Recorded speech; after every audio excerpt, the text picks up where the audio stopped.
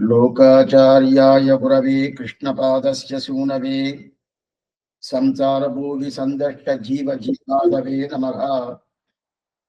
पुरुषकार वैभवञ्च साधनस्य गौरवं तदधिकारी कृत्यमस्य सद्गुरूपसेवनं हरिदयाम् ऐदिकीं गुरुरूपायताञ्च यः वचनभूषणे अवतत् जगद्गुरुं तमाश्रये। ఈ శ్లోకం అనేది శ్రీవచన భూషణికి 6 ప్రకరణంగా ఉండే ఆ వైభవాన్ని చెప్పే ఈ శ్లోకం. 6 ప్రకరణాలంటే పురుషకార వైభవం అని ఒక ప్రకరణం, సాధనస్య గౌరవం అని ఒక ప్రకరణం, అధికారి కృత్యం అది ఒక ప్రకరణం, సద్గురూప సేవనం అది ఒక ప్రకరణం, హరిదయా ఐదికీం ఇది ఒక ప్రకరణం, గురో ఉపాయతాంచయక ఇది ఒక ప్రకరణం. అటైతే విరాట్టి వైభవం, విరాట్టి మనకి పురుషకారం చేస్తుంది, దాని గురించి మొదట ప్రకరణం. రెండోది విరాట్ పురుషకారం చేసినప్పుడు భగవంతుడే కదా ఉపాయం, మోక్షానికి ఆయన తిరువిడే మనకి మోక్షం ఇస్తుంది, వేరెవరు ఇవ్వలేరు. అందువల్ల ఆయన ఉపాయంగా ఉంటాడు కదా. ఆ ఉపాయం అనేది ఎట్లా ఉంటుంది, అది పూర్తిగా తెలిపించేది రెండో ప్రకరణం, సాధనస్య గౌరవం. దాని తర్వాత తెలుసుకున్నాను స్వామి భగవంతుడు ఇస్తాడు, అయితే ఎవరు శరణాగతి చెయ్యాలా, మనమే కదా. ఇప్పుడు మనం ఎలా ఉండాలా, ఎట్లా ఉండాలా అప్పుడే శరణాగతి అని ఒక అధికారి, అది ఆ అధికారి ఎలా ఉండాలా ఎట్లా ఉండాలా, ఆ అధికారి డే టు డే యాక్టివిటీస్, రోజు ఎప్పుడు లేసుకోవాలా, ఎప్పుడు స్నానం చేయాలా, ఎప్పుడు తివారాన్ని చేయాలా, ఎప్పుడు ఆచార్య దగ్గర ఉండాలి ప్రకారం అయితే ఆ సాధన అధికారి కృత్యం అని చెప్తారు. పురుషకార వైభవంచ సాధనస్య గౌరవం తద్ అధికారి కృత్యమస్య సద్గురూప సేవనం. దాని తర్వాత ఆచార్యుడికి మనం ఎలా కైంకర్యం చెయ్యాలి అది చాలా ముఖ్యం. అన్ని తెలుసుకున్నాము, మన ప్రపన్నుడు అయిపోయాము, శరణాగతి చేసేము, ఆచార్యుడికి ఎలా కైంకరించాలా అది సద్గురూప సేవనం. సరి స్వామి చేశాను, వెంటనే నాకు దొరకద్ద మోక్షం అంటే హరిదయాం హైదుకీం, హరిదయ ఆ దయ ఉంటది, కృప, ఆ కృప నిర్హేతుకం, మనం చేసిన దాని వల్ల భగవంతుడు ఇవ్వాల, భగవంతుడే ఆయనే ఇస్తాడు నిర్హేతుకం. అంటే ఒక రీజన్ లేదు, ఒక కారణం లేదు, ఆయనే శ్రద్ధ హరిదయా హైదికిం. దాని తర్వాత మీరు ఏం చేయాలి స్వామిని, ఆచార్య అభిమానమే ఉత్తారకం. అప్పుడు ఇదన్నీ దొరకాలంటే ఏం చేయాలా, ఆచార్య తిరుడి పట్టుకోవాలని చెప్పాడు. ఇదిదా శ్రీవచన భూషణ దివ్య శాస్త్రాన్ని సారాంశం. ఆ సారాంశాన్ని స్వామి మనవాల మాముని ఉపదేశ రత్నమాలలో 60వ మనకు అనుగ్రహించాడు. తన్ గురువిన్ తాళినైகள் தம்மில் அன்பொன்றில்லாதார் அன்புதன்பால் செய்தாலம் அம்புயகும் இன்பமிடு விண்ணாடு தான் அளிக்க வேண்டுகிறான் ఆదలాల్ నన్నార్ అవர்கள் తిరునాడు అని ఈ పాసనం. ఈ పాసనం ఏమేం విషయం చెప్తుందని పూర్తిగా చూసేసాం, వ్యాఖ్యానం పూర్తిగా చూసాం.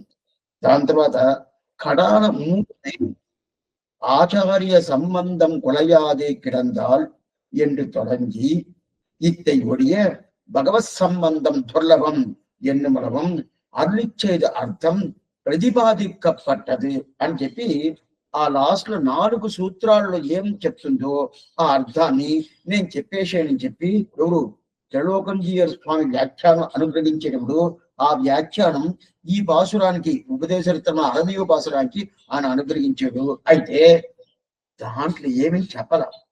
ఇప్పుడు మనం ఆయన ఆ 3 లైన్స్ వేసాడు కదా, దానికి ఏం అర్థం తెలుసుకోవాలంటే శ్రీవచన భూషణం పోవాలి. అట్టయితే ఆచార్య సంబంధం కుళయాదే కిడందా అవునందా, అది 437 సూత్రం. శూర్ణికం చెప్తారు, సూత్రం చెప్తారు. ఆ 437 సూత్రం ప్రారంభించి దాని తర్వాత ఇత్తై ఒడియ భగవత్ సంబంధం దుర్లభం, ఇది 440వ సూత్రం. అప్పుడు ఈ 4 సూత్రాలు 437, 438, 439, 440 ఈ 4 సూత్రాల అర్థం అవి తెలుసుకోవాలి కదా. ఆ 4 సూత్రాలు అర్థంతో మనం ఉదయం చూశాం. ఆయన కూడా మళ్ళా సింపుల్ గా చెప్తాను, ఏం లేదు. 437లో ஆச்சாரிய சம்பந்தம் குலைந்தால் ஆச்சாரிய சம்பந்தம் குலையாதே கிடந்தால் ஞானபக்தி వైరాగ్యం ఉండాకి కొల్లలాం. ఆచార్య సంబంధం అటెట్టింటే ఆచార్య సంబంధం మనకి పూర్తిగా ఉందనుకోండి, మన దగ్గర జ్ఞానభక్తి వైరాగ్యం లేదంటే కూడా మనం దాన్ని సంపాదించుకోవచ్చు అని 437 చెప్పాడు. దానికి శనిస్వామి సంపాదించుకుంటూ జ్ఞానభక్తి వైరాగ్యాన్ని విని మనకి తిరువాభరణలాగా అలంకారమే ఆ జ్ఞానభక్తి వైరాగ్యంగా. అప్పుడు ఆచార్య సంబంధం ఏంటంటే మనకు మాంగళ్యంలా. అప్పుడు ఆచార్య సంబంధం అనే ఒక మాంగళ్యం ఉండిందంటే మనకి ఎంత ఆభరణాలైనా వేసుకోవచ్చు. నెక్లెస్ ఏమి, చైన్ ఏమి, వడ్యానం ఏమి, కమలు ఏమి, ఏదేదో అన్ని వేసుకోవచ్చు. అయితే ఆచార్య సంబంధం అని మాంగళ్యం లేదే అనుకోండి, అప్పుడేంది అన్ని వేసుకుంటే ఎంది అమ్మ ఇట్లా వేసుకున్నాడు అని చెప్పి లోకంలో ఉండేటోళ్ళు తప్పుగా చెప్తారు. అందువల్ల ఆచార్య సంబంధం ప్రధానం అని చెప్పి 437, 438 చెప్పాడు. దాని తర్వాత 439లో ఎట్ల స్వామి అంటే తామర పుష్పం ఉంటుంది కదా, ఆ తామర పుష్పం మనం బాగా ప్రకాశించాలంటే నీళ్ళనే ఉండదు. అయితే నీళ్ళు ఉన్నప్పుడు ప్రకాశించాలంటే సూర్యుడి సంబంధం కావాలా. సూర్యుడు ఉదయం వస్తేదా ఆ తామర ప్రకాశం ఉంది, లేకపోతే ప్రకాశం కాదు కదా. అప్పుడు సూర్యుడి సంబంధం ఉంటే తామర ప్రకాశిస్తుంది. ఇప్పుడు ఆ తామర అనేది మన జీవాత్మ, మనం. సూర్యుడు అనేది శ్రీమన్నారాయణుడు. సరే స్వామి, మనకి ఆయనకి డైరెక్ట్ సంబంధం. అప్పుడు నేను తామర పుష్పం, నా జ్ఞానం వికసించాలంటే ఆ సూర్యుడి అనే శ్రీమన్నారాయణుడు సంబంధం నాకు కావాలా. దొరికింది, అయిపోయింది. మధ్యలో ఏంది ఆచారం అంటే నేను తామర పుష్పం కదా, ఈ తామర పుష్పం అనేది నీళ్ళ లేదనుకోండి, కోనేట్ల లేదు, చెరువులో లేదు. ఆ లేదంటే ఏమవుతుందంటే అది తీసి బయట వేసాం, ఈదికి పట్టేసిందంటే ఆ సూర్యుడు ఏం చేస్తాడంటే దాన్ని పాడు చేస్తాడు, దాన్ని వికసించడు, దాని ప్రకాశం చేయడు. ఇంకా దానికి ఎట్లా మాడి మసిబొగ్గవాడునో ఆ ప్రకారం ఆ సూర్యుడే చేస్తాడు. అట్టయితే ఆ నీళ్ళ సంబంధం ఉంటే ప్రకాశం చేస్తాడు. ఆ నీళ్ళు సంబంధం లేదంటే ఆ ప్రకాశం చేసే ఆ సూర్యుడే మాడి మసిబొగ్గు చేస్తాడు. అటైతే ఆ నీళ్ళు సంబంధంలో ఆచార్య సంబంధం. ఆచార్య సంబంధం ఉండిందంటే మనకు విశేష అభిమానం పెట్టుకుంటాడు భగవంతుడు. ఆ ఆచార్య సంబంధం లేదంటే ఆ విశేష అభిమానం పెట్టుకునే ఆ శ్రీమన్నారాయణుడే మనకేం చేస్తాడు, మనకు మోక్షం ఇవ్వడు. அதுதான் பாசுரம் చెప్తుంది. தன் குருவின் தாளினைகள் தம்மில் அன்பொன்று இல்லாத அன்புதன்பால் செய்தாலும் அன்பு எவோன் என்பதற்கு విన్నాడు తానడిక్క వేండిరాన్ ఆదరాల్ నన్నారు అవர்கள் తిరునాడు. వాళ్ళు మోక్షానికి పోవటం అనేది ప్రసక్తియే లేదు, ఇతనికి ఇవ్వటానికి బుద్ధియే పుట్టదు అని చెప్పేశాడు. మనం ఉదయం ఏమనుకున్నామంటే సరిస్వామి అప్పుడు నాకు భగవత్ సంబంధం కావాలి.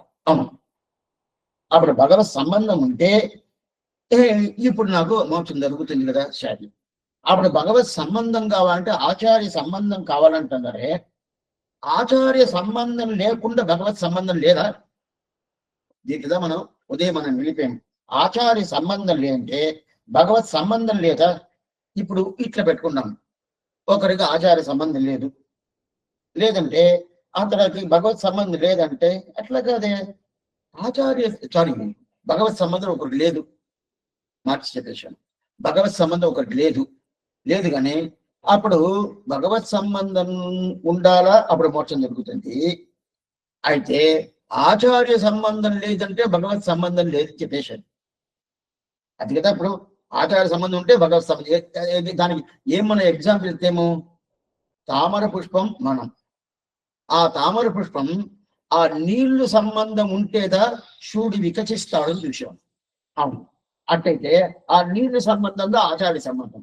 ఆచార్య సంబంధం అంటే శివుడు ఏం చేస్తాడు, మనల్ని మాడినట్టు చేస్తాడు. ఏ శివుడు మనల్ని వికసించినట్టు చేస్తాడో అదే శివుడే మనల్ని మాడినట్టు చేస్తాడు. అదే ప్రకారం అప్పుడు నీళ్లు సంబంధం కావాలా, ఆ నీళ్లు సంబంధం ఆచార్య సంబంధం. సరే, ఇప్పుడు ఆ నీళ్లు సంబంధం అనే ఆచార్య సంబంధం నాకు లేదు, భగవంతుడు నాకు చేయడా, భగవంతు సంబంధం నాకు లేదా, భగవంతు సంబంధం నాకు దొరకదా అంటే లేదే స్వామి. అతను అంతరాత్మగా ఉండాడే, ఒక్కొక్క హృదయ గమనంలో ఇప్పుడు ప్రతి ఒక్కరు ఎవరైనా యోగస్వామి పొంగాడ స్వామి ఇక్కడ ఉండాలి, అతనిగా తెలవాల. ప్రహ్లాదుడు ఎంతంతనో అతని శ్రమ పెట్టించాడు తండ్రి హిరణ్యకృష్ణుడు. ఎంత శ్రమ పెట్టించాలో అంత శ్రమ పెట్టించాడు.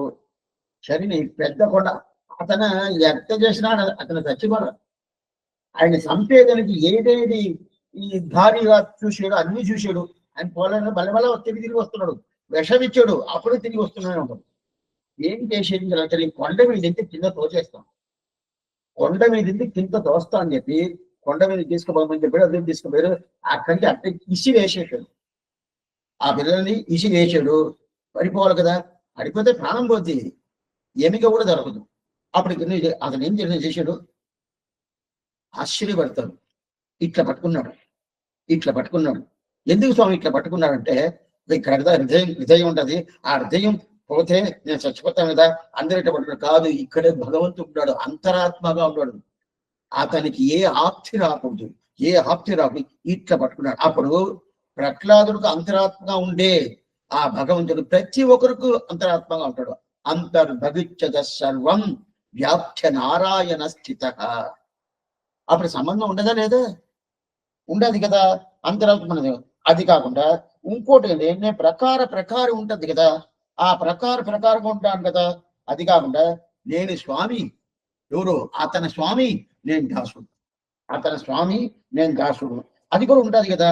రెండోది ముఖ్యమైనది చెప్తాను, మనకి భగవంతుని 9 సంబంధాలు ఉండాలి. ఉదయమే చెప్పాను 9 సంబంధాలు. పితాపుత్ర సంబంధం నీకు గుర్తు కావాలంటే రాసి పెట్టుకోండి. పితాపుత్ర సంబంధం, రక్షక సంబంధం, శేషశేషి సంబంధం, భర్తృభార్య సంబంధం, జ్ఞాతృనేయ సంబంధం, స్వస్వామి సంబంధం, శరీరి సంబంధం, ధారక సంబంధం, భోగ్య సంబంధం. 9 సంబంధాలు. కొంచెం ఇప్పుడు చెప్పాల్సిన అవకాశం అనేది లేదు, ఉన్నా కూడా నీకు సింపుల్ గా చెప్తాను. పితాపుత్ర సంబంధం, అతని పిత మన పుత్రుడు. దాని తర్వాత రక్షక సంబంధం, మనం రక్షించుకోవాలా అతని ద్వారా, అతని రక్షకుడు మన రక్ష్యం. అప్పుడే ఏమి అతని ద్వారా రక్షించుకోవాలా, ఆ సంబంధం అనుకోండి. ఆయన రక్షిస్తాడు, వేరెవరు లేదు. రక్షకుడు ఉంటే శ్రీమన్నారాయణ ఎవ్వరు లేదు. మిగతా దేవతలంతా చెప్పుకోవచ్చును, అంతేగానే రక్షకుడు అతను కాదు. రెండోది, ఇది రెండో సంబంధం. మూడవది శేషి సంబంధం, అతను శేషి నేను శేషం. అటతేమే అతను శేషుడు అడిగింది శేషుడు అని చెప్తాను. ఇది చేయను. తర్వాత 4వది భర్తృభార్య సంబంధం, అతని భర్త నేను భార్య. కాదే స్వామి ఎంత మొగుళ్ళుగా ఉంటారంటే ఆత్మ సంబంధం. ప్రతి ఒక్క ఆత్మ ఏంది శ్రీభావం దాని. ప్రతి ఒక్క ఆత్మ శ్రీ పురుషోత్తముడు శ్రీమన్నారాయణ ఒకడే, మిగతా అందరూ శ్రీభావమే. అప్పుడు మనందరూ శ్రీమన్నారాయణకి భార్య, ఆయన ఒకడే భర్త. అదా లోక భర్త, లోకానికి భర్త ఎవరంటే శ్రీమన్నారాయణే. అప్పుడు భర్తృభార్య సంబంధం 4వది.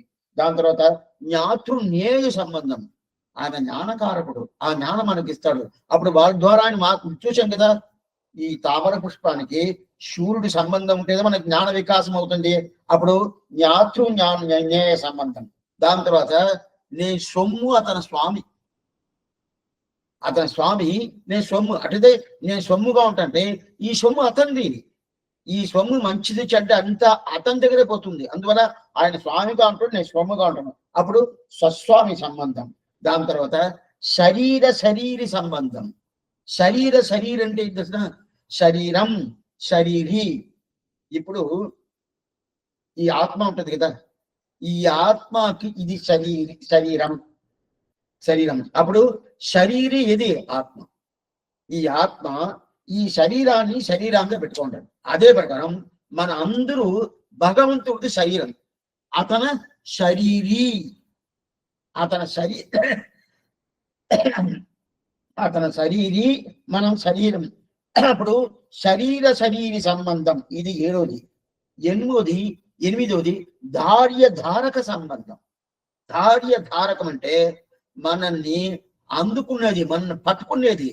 లేదా స్వామి నేనే నిలబెడుతున్నా నా కాలుతో అంటే లేదు, అతను ఒక్క నిమిషం అతన్ని వదిలేసాడు అనుకునే పడిపోతాం. అప్పుడు మనల్ని పట్టుకునేది ధారక సంబంధం, దాని తర్వాత భోగ్య సంబంధం. అతను మనల్ని అనుభవిస్తాడు. మనం ఎలా ఉంటాము?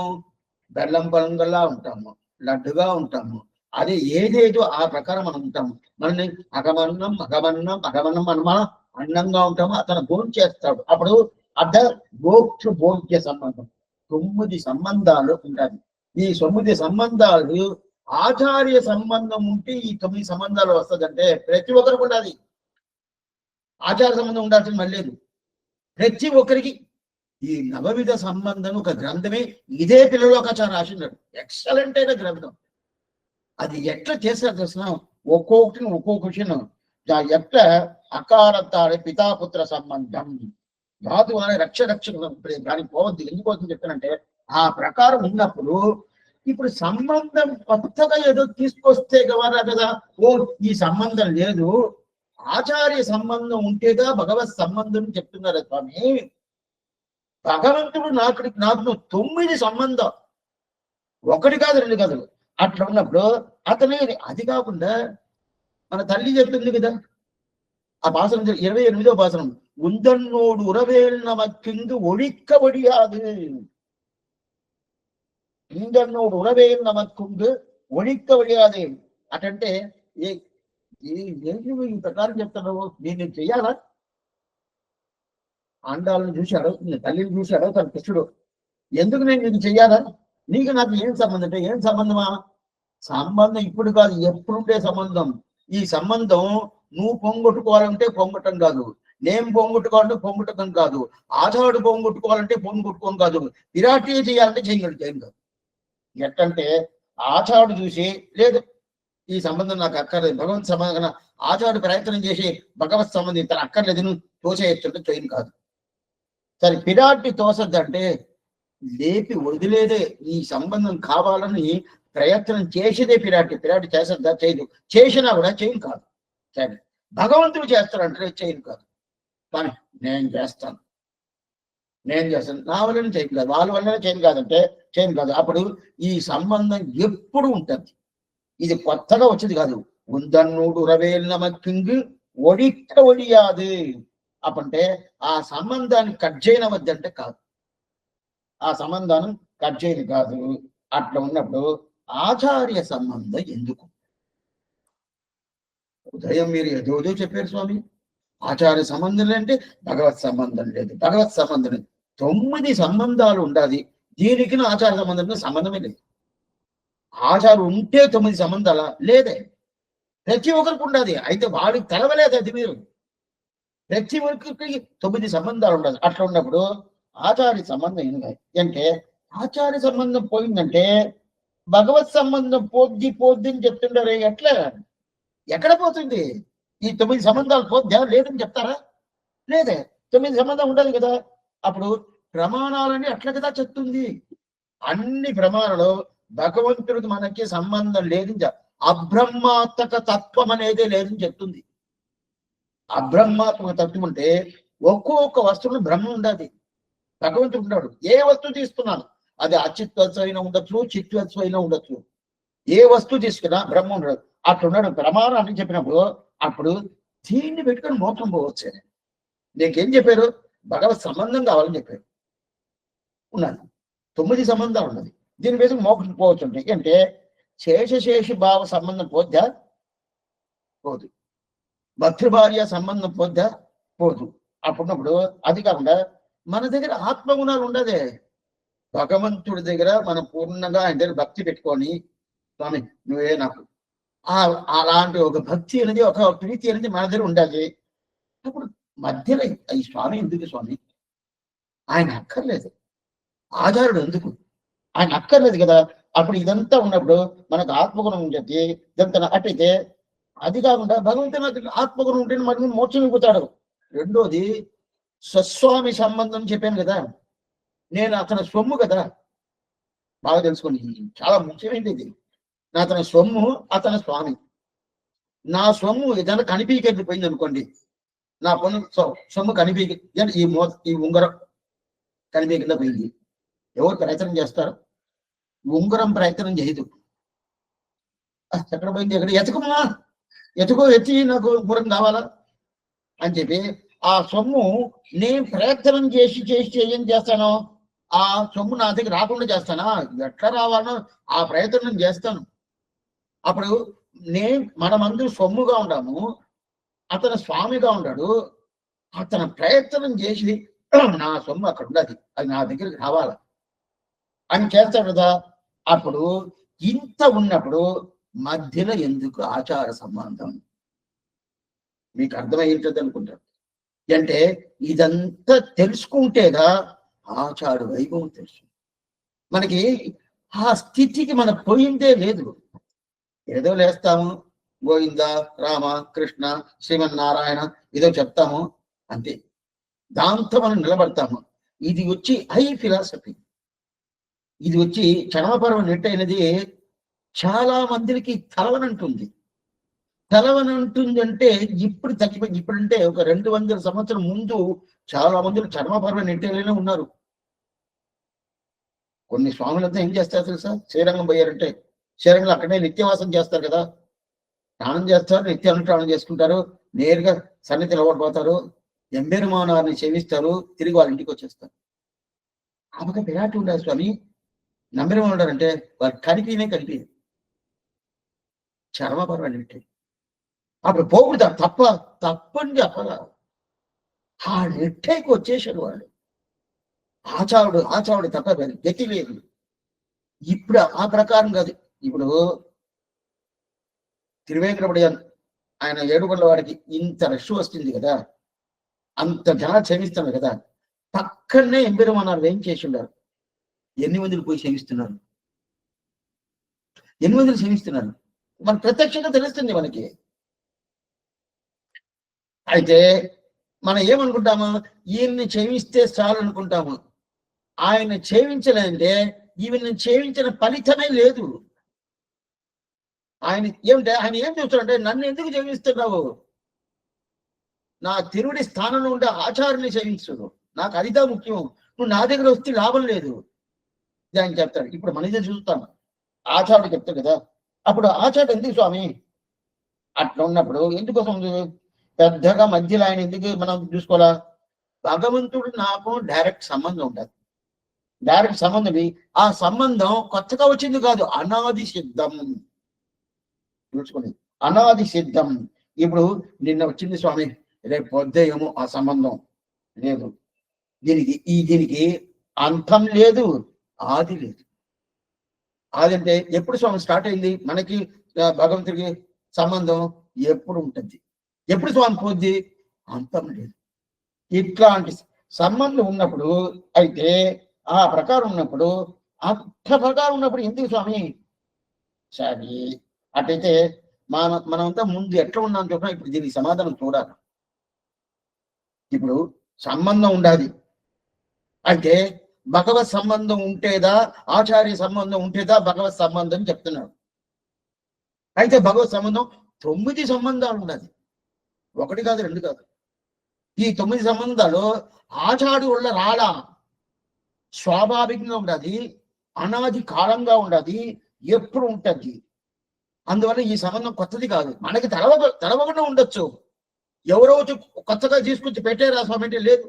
ప్రతి ఒక్కరికి ఈ సంబంధం ఉండదు. సరే, ఈ ప్రకారం ఉందా స్వామి? అయితే ఇది ఎలా నేను తెలుసుకునేది? ఏంటంటే మనం ముందంతా అచిత్తుకి సమానంగా ఉన్నాము. ఇప్పుడు ఒక విషయం చెప్తాను. ఇప్పుడు ఒక చెక్క ఉన్నది, ఆ చెక్క చూసి దీనికి భగవత్ సంబంధం ఉండదా? ఎవరన్నా అడుగుతారా? అడుగుతారు. ఉన్నది. చెక్క ఏం స్వామి, దానికి జ్ఞానం లేదు, అది అచిత్, దానికి భగవత్ సంబంధం ఉండదా? ఉండదు. అబ్రహ్మాత్మక తత్వం అనేదే లేదు అని చెప్పాను. అర్థం మీరు గుర్తుపెట్టుకోవాలి. బ్రహ్మ సంబంధం లేకుండా లోపల ఏ వస్తువు లేదు. ఈ వస్తువుకు బ్రహ్మ సంబంధం లేదంటే ఆ వస్తువు లేదని అర్థం. బాగా తెలుసుకోండి. ఈ వస్తువుకి బ్రహ్మం అనే శ్రీమన్నారాయణ సంబంధం లేదంటే వస్తువే లేదండి. అని అర్థం. అప్పుడు వస్తువు లేదంటే సంబంధం ఉండాల్సిందండి. సరే, ఇప్పుడు ఇప్పుడు ఆ చెక్కకి కూడా భగవత్ సంబంధం ఉండాలి. అదే ప్రకారం ఇప్పుడు నాకు భగవత్ సంబంధం ఉండాలి. నాకును భగవత్ నాకంటే అందరికీ భగవత్ సంబంధం ఉండాలి. అయితే దీంట్లో తేడా ఏమి? నాకు భగవత్ సంబంధం ఉండదు, ఆ చెక్కకి భగవత్ సంబంధం ఉండదు. తేడా ఏమి? తేడా అంటే నాకు భగవత్ సంబంధం ఉండాలని తెలుసు, ఆ చెక్కకి భగవత్ సంబంధం ఉండాలని తెలవదు. ఇది మొదటిది. రెండోది, ఆ సరి స్వామి నాకు భగవత్ సంబంధం నాకు తెలవదు. ఎన్ని మంది వీధిలో ఉండేటోళ్ళు, వాక్యంలో ఉండేటోళ్ళు ఎన్ని మందికి భగవంతుడిని తెలుసా? తెలవదు. అయితే వాళ్ళ సంబంధం తెలవదు కదా. అయితే ఈ చెక్కను భగవత్ సంబంధం ఉండాలి, దానికి తెలుసుకుంటే జ్ఞానం లేదే, తెలుసుకోబోయేది లేదు, తెలుసుకోదు, తెలవదు. ఈ మనిషికి తెలవలేదు. అయితే ఈ మనిషికి ఈ చెక్కకి ఏం ఇచ్చారంటే, ఈ మనిషి తెలుసుకునేదనికుండా యోగ్యత ఉండే మనిషి.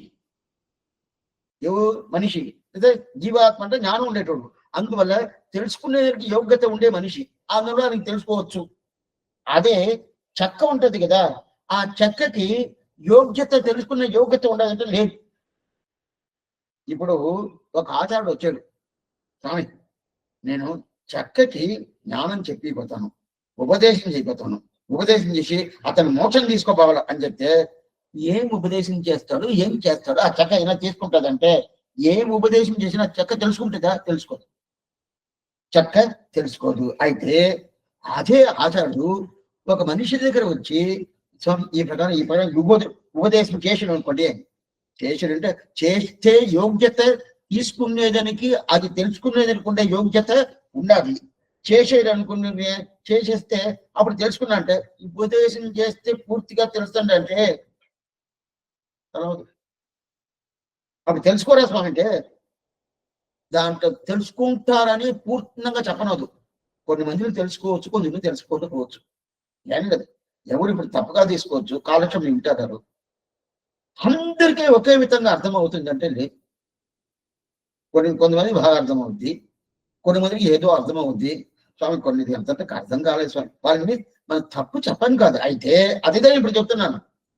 ఇప్పుడు ఆచార్యుడు ఉపదేశం చేసిన దానివల్ల అయితే ఇతను పూర్తిగా తెలుసుకుంటాడంటే ఏదో కొద్దిగా తెలుసుకోవచ్చు, తెలుసుకోకుండా కూడా ఉండొచ్చు. ఆయన చేస్తా ఉంటే, ఆయనతో కాలక్షేపం చెప్తా ఉంటే, అక్కడెక్కడో చూస్తా ఉండేది, ఆ ప్రకారం చేస్తా ఉంటే ఏది తెలుసుకోలేదు. అయితే ఇతనికి యోగ్యత ఉండాలి, తెలుసుకునే యోగ్యత అనేది ఉండాలి. ఆ చెక్కకి ఆ యోగ్యత ఉండదా? లేదు.